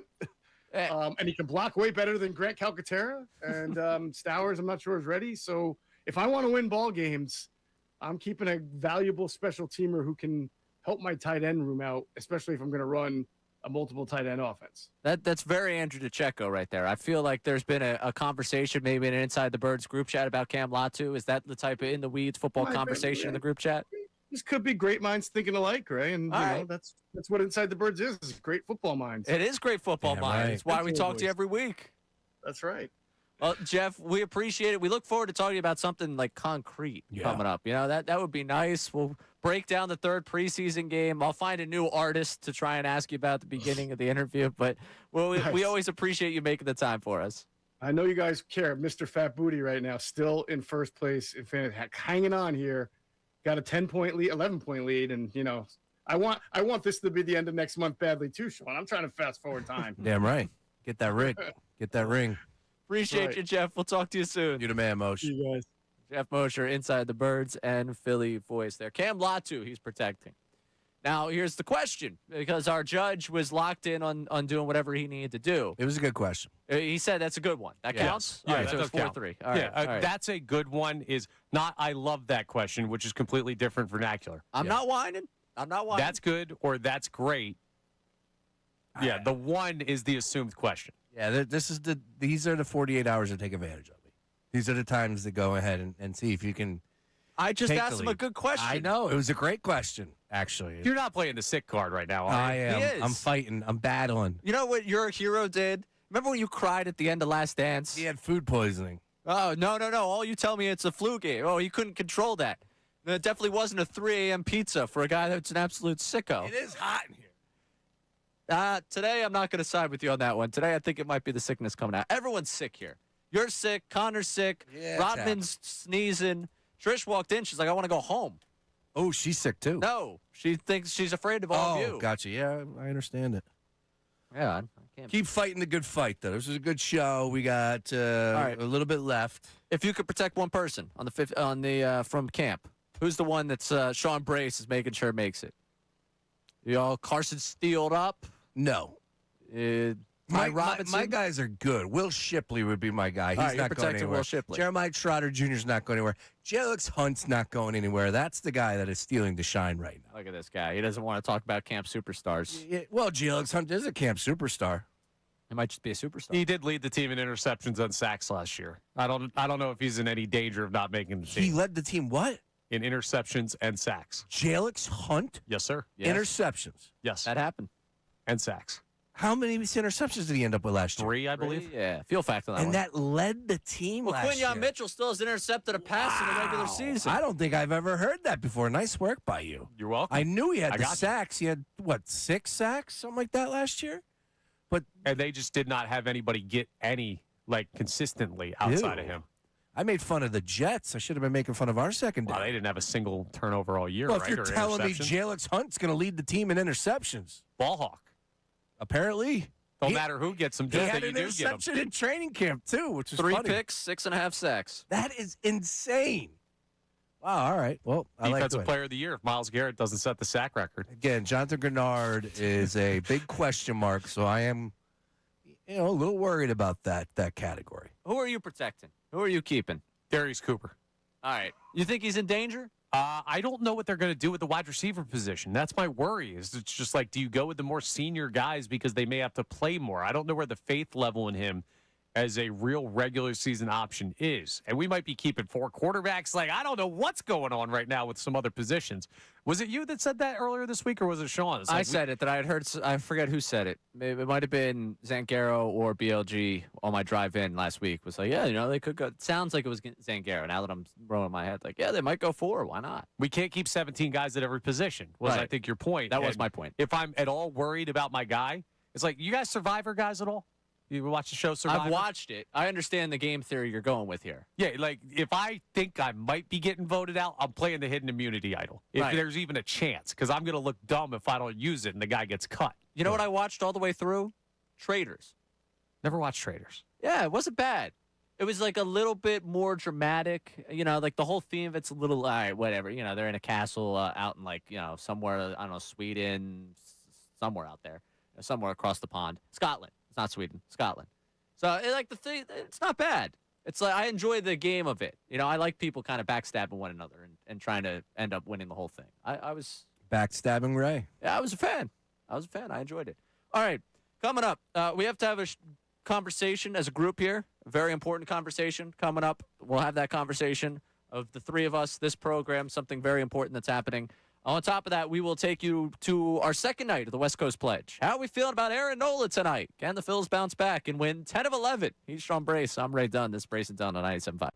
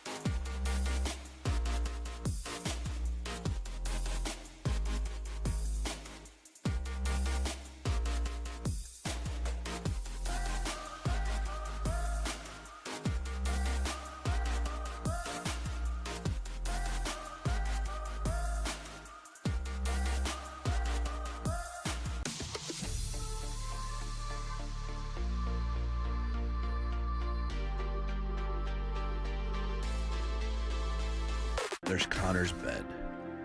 For years, it stood quietly, never asking questions, never judging, just 4 legs in a frame and a front row seat to history. People came, Ray. People most definitely came. Some stayed the night. Others were gone before the morning light. We may never know the true number of appearances. Connor won't say. And of course, the bed can't. But today, a Facebook Marketplace listing tells us what time eventually tells us all. That nothing lasts forever. The mattress may be gone. The memories, well, they last forever. Because quite frankly, those stains aren't coming out. Welcome back in to Brace and Dunne here on 97.5, The Fanatic. Alongside Sean Brace, I'm Ray Dunne. You just heard the wonderful, poetic words of Sean Brace discussing a very, very important topic to the three of us. Connor Thomas is selling his bed. I am going to kill both of you.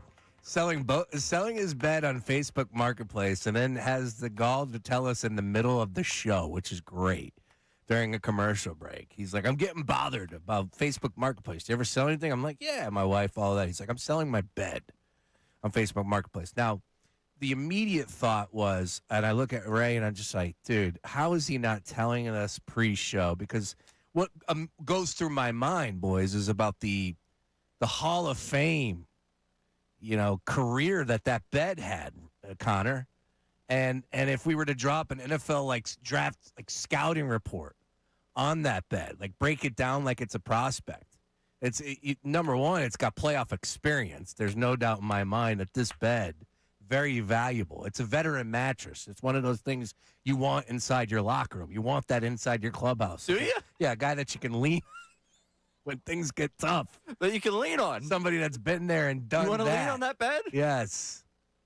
So I did a little Wright Thompson for you. What did you think about my Wright Thompson? Did you like that? That was beautifully produced. You did an incredible job. I had no idea that was happening. I'm very upset that it did. Ray, you opened the door for yourself on your issue earlier today's show. I did not ask for this. I did not create this. You wanted to get into it. You wanted to get into it at some point. People will come, Ray. They most definitely will.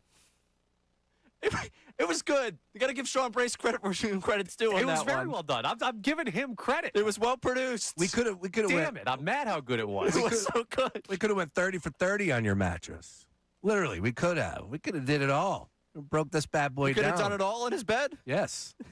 You wanted to go 30 on his bed? When you negotiate on Facebook Marketplace about your bed, do they ask about the stains? Is that a question? Is there?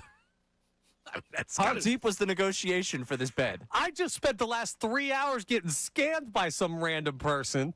They're calling me left and right saying, oh, we got problems with the Venmo or this, that, and the other thing. You're stealing my money. And it's just like, what in the world's going on? So I got some loser trying to hack into my Venmo. Meanwhile, the two guys that I'm trying to learn to trust are going behind my back. Oh, that was great. To talk about where the bed's been and what the bed's done. I didn't do anything. I just laughed at Brace. You're a party to this. This was Phil's Gone Wild all over again. Ooh, yeah, there you go. Phil's Gone Wild is way better than this. I don't know. Do they ask, what are some of the other questions? First, honestly, I want to give a shout out. We hang jerseys up in the rafters. Mm-hmm.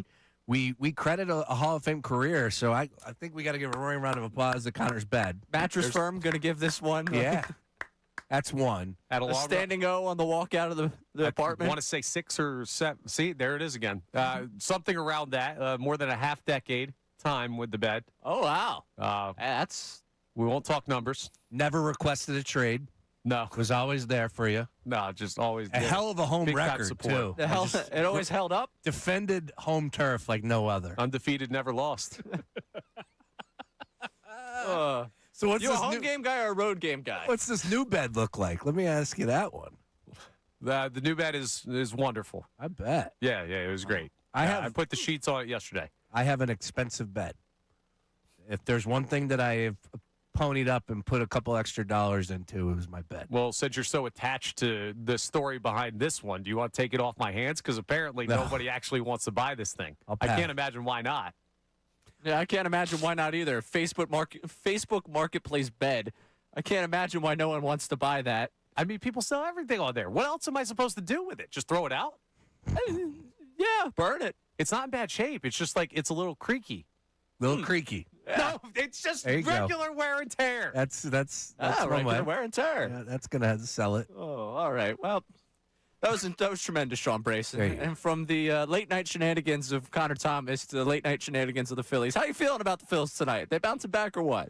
Felt good yesterday, and this was a team that was on their heels that just gave up 19 runs the day before. So I thought you were getting the Mariners at a good spot, but yeah, they were just snake bitten after that first inning. You give up 5 runs, you could kiss that game goodbye. I would say that I think tonight they find a way to win a game, but it's hard. It's hard for me to sit here and say that the Mariners are not going to play well. I'm giving them a little bit more of benefit of the doubt where they're at, how bad they've been. They're home. They have potential to put a series together. So yeah, to answer your question, long-winded, Ray, I'd probably take the Mariners tonight. Oh, really? Yeah, that's not good. No, I'm feeling Aaron Nola tonight to have another solid start. It's your boy though. It is. It is my boy. But That again, stadium's weird. I can never tell if it plays big or not. it's supposed to be a pitcher's ballpark. Last night it was not a pitcher's ballpark. Yeah. The ball was just carrying. Weird weather up there. Also, Zach Wheeler, thanks a lot for getting Cal Raleigh in the groove before he faces Aaron Nola. Raleigh's ended up with like 6 home runs this series. Hat trick. He's halfway there. Now, do you throw your hat on the field if he hits 3 home runs? No. No. Oh, I do. That's No, not a thing in that sport. Even better. Look at me. Yeah, you're going to get tossed out of the stadium for throwing something on the field. You can't do that. It's probably true. He's got a lot of home run ideas today. Did we get anything good on the home run Yeah, celebration? did anybody give us a home run celebration? If you missed it earlier today, Sean Brace comes in after last night, not enthralled with the fact that, we have to talk about Zach Wheeler, but he wants to know about the Trident. He's trying to figure out what the deal with the Trident is for the Mariners and whether or not we could do something like that in Philadelphia. The home run hat 5 years ago, which is crazy. I think it was 5 years ago. McCutcheon hasn't been a Philly for 5 years. How long ago that is? And John Marks try to bring him back every year. Yeah, absolutely. Why wouldn't you at this point? He definitely go out there for left field. Why not? Yeah. That was Fugazi. When they were using the home run hat, Connor didn't even have this bed yet. The home run hat came out of nowhere. And that's the authenticity you like, being an organic, right? Maybe I'm combining the two there, but understand, I get that part of it, but there's nothing wrong with saying, hey, man, this is how we're going to celebrate. Harper goes up there with furry gloves and mascot helmets and SEPTA wristbands. Are you saying Harper's too much of a me guy to come up with something for his team? It felt like that is something that Bryce Harper should say, hey, let's have some fun, boys, but they don't want to go down that path. Well, let's push them down that path. What do we got on the Davis Honda text line? So Pat from Ambler, who always comes up with a different fake career for himself, today he's a soothsayer apparently. Because I read back through some of the previous messages. Says the Phillies need to get Wheeler's rib when they hit a home run. Oh, he's got it in the closet. Yeesh. What? He's got it in the closet back home. He could bring it in the jar. They pass around the jar. How much for one of them ribs? No, you put it on a necklace, and then that's when you put the chain on them, like the turnover chain for the rib chain. The rib chain. I don't hate it. Let's get weird with it. Anyone else getting weird with it? We got anyone else with a good suggestion? I don't really want to pass around Zach Wheeler's rib. Doug M. checks in and says, idea for the Phil's dugout celebration, mount a heavy brass mini Liberty Bell on a wooden post. No silly props, no dressing up. You hit a tank, you walk down the steps, and you aggressively ring the bell. Loud, fast, and violently Philly. Yeah. I like that. I'm in on that. I mean, I'm also a ring it guy. That's kind of like half the bit here, but I'm in on that. One condition. We have to first test the camera angle that they will get of the ringing of the bell. Because there have been some bad visuals of bell ringing during sporting events in recent years. Why? What happens? You only get your hand going like this? If the bell is in front of the guy, YouTube chat saying that's an experience that. Never mind. Lordy. Never mind. All right. I'm in on the bell. Speaking of the YouTube chat, we got the YouTube chat recap coming up next. And also, we want to talk a little college football in here. What's going on right now in college sports? Lane Kiffin summed it up best for me, which is a terrible thing to say. We'll play that for you next. We'll get the YouTube chat recap as well. He's Sean Brace. I'm Ray Dunne. This is Brace and Dunne, 97.5 The Fanatic.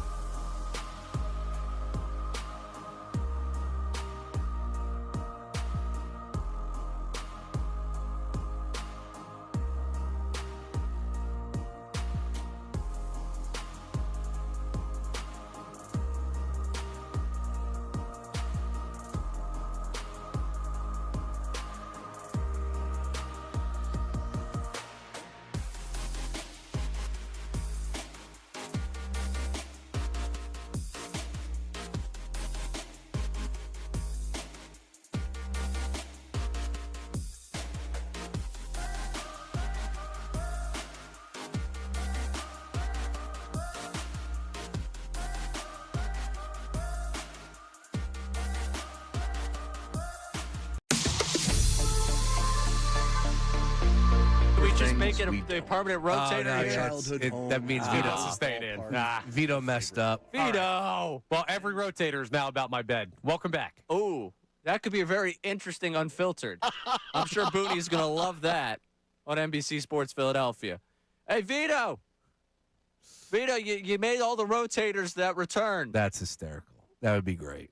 You might want to go fix that before we get the Unfiltered intro where it's talking about Connor's bet on NBC Sports Philadelphia. I saw this Wright Thompson piece on the Patch. It's called the Patch. Excuse me, down in Augusta, Georgia on Sunday. It was fantastic. Dude's incredible. Yeah, nearly as much history down there as my bedroom. More than 18 holes? All right, folks. Stop it!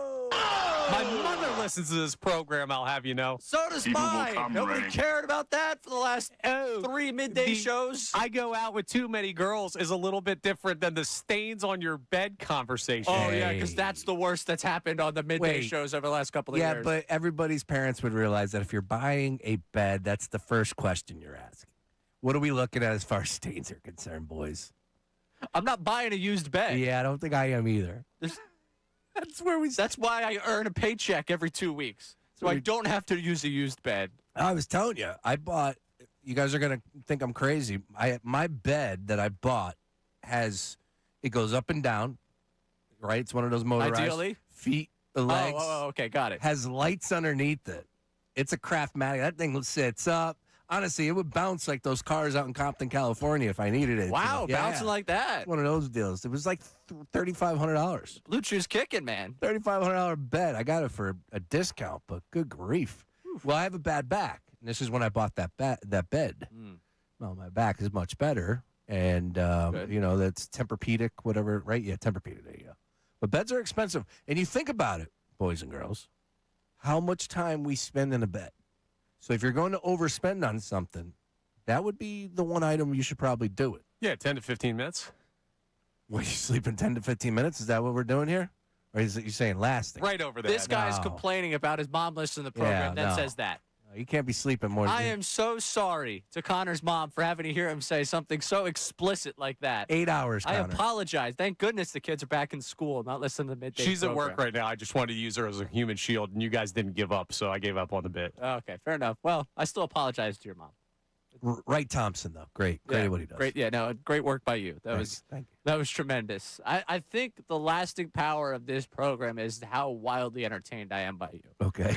I think that's because I'm sitting there. Gone wild. I'm pretty much passenger seat with every listener laughing at you. And maybe it's not good because I have to, do my job. Yeah. But stuff like that, you just lose me. Good. We Like- like that. Yeah. Well, that's the anarchy we're looking for here. Yeah. All right. Before we get to the YouTube chat recap, Lane Kiffin, they're letting the guy that was in Brown's training camp go back to school because that's what we're doing now. The kid that was at St. John's is now going to play at LSU in college hoops. This is just the wild, wild west, and fair enough. Lane Kiffin basically saying, "Listen, somebody's going to do it. Might as well be me." A group of players were granted a 5th year of eligibility around the country, and through them winning their injunction and entry into the portal, they're available to recruit. And so ourselves, like many places around the country, are recruiting them. And because of these rulings, they're either going to play for you or they're going to play somewhere else around the country. So we've made a decision to recruit them, like probably most people are. And to be fair to Lane Kiffin and pretty much every coach that's doing this, I hate it. This is the NCAA's fault entirely. If you didn't see this world coming in which they were going to be able to get paid and which this was going to end up happening, you were so incredibly short-sighted, I don't even think that Brace's readers could help you. Like, at this point, we knew they were going down this path. We didn't have an NCAA football game since when? NCAA 14? You knew that eventually the ruling was going to come down. Eventually, you were not going to be able to continue doing business the way that you had done it. If you didn't see that, you're just as dumb as I think you are. Because I think they're really stupid. And this is ultimately on the leaders of the NCAA who failed, not just the athletes, but now everyone who's invested in these programs, that this is now broken out. We have anarchy across college sports. We do have one commissioner that's stepping up and doing something different until the courts get a hold. Apparently, the Big Ten is set to pass a rule today that doesn't allow players to return from the NFL and play in a Big Ten school. Anyone was declared for the NFL draft, did not withdraw, appeared in the NFL roster, signed a contract with a pro league, cannot be on a Big Ten roster. Good. Well, that's one. But the SEC is not going to operate like that. And how do you operate when the two teams play one? Like, hey, NCAA, we only govern the championships. We don't have that much power. Sad. It's pathetic. It really is. It's negligence, the lack of leadership. You want to throw whatever phrasing you want to put to these people. It's a disgrace. And it's a disgrace that falls at their feet. And as much as you want to say, hey, Lane Kiffin's a creep, or I can't believe Lane Kiffin's, I can't believe Will Wade's doing that. You can have your takes on any coach who's doing it. The coaches are only doing it because they were failed by leadership in the NCAA that would have stopped this from happening a long time ago. Facts. All right, time for the YouTube chat recap.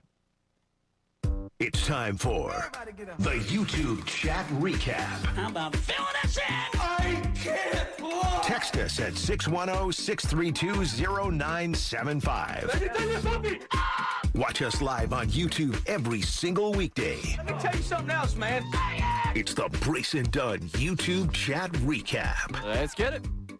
This kid Cole's appearance fee is a Happy Meal MBD from the chat. Oh, come on now. Dude, he looks so young. Hey, he's fresh out of college. Yeah. Hughes, man. Newhouse guy. They produce him. Look, when you play soccer and you were born in Spain, you come out the womb with 3 balls. If you are born in America and head to Syracuse, you come out the womb with a microphone. What? They won the World Cup. Am I... Never mind. You knew it did. See, I know a setup job when I hear one. He's still smelling himself off the bed recording. Come on, the bet was fantastic. It was. But that was the heat check right there. That was the heat check. And he got me again. You got to take it. I love it. Shake Milton pulling up from 70 feet. Bang! What's next? LeBron will get on Embiid's nerves and vice versa, as well as a Brown and Braun clash. So expect a bumpy ride, especially while they figure out LeBron's playing schedule. Money Mar from the chat. All right, Mar. This is the one thing Mar's not positive about. People like the Sixers too much. I don't even want to engage with it. Move on. Easy, Ray. Ladies listening might drive off the road hearing you talk about tarps off, laying in bed. Tommy from the chat.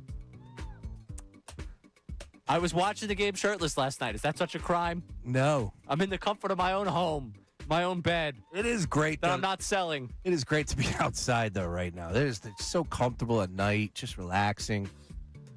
Now, I'm not tarps off. My neighbors would complain, but, you know. Now we're talking. Yeah, wait a second. I'm not outside tarpless.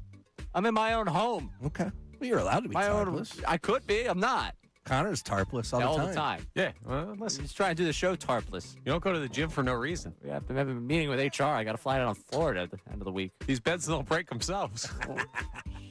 What's next? Holy bleep. Brace, you look like a pumpkin entry at the county fair. If Bayless from the chat. Oh, that's not that. It's not orange. It's a red. Yeah, it's red. Salmon? No, not salmon. It's not it's red. Salmon-y enough. This is old. That's red. It looks kind of orangish.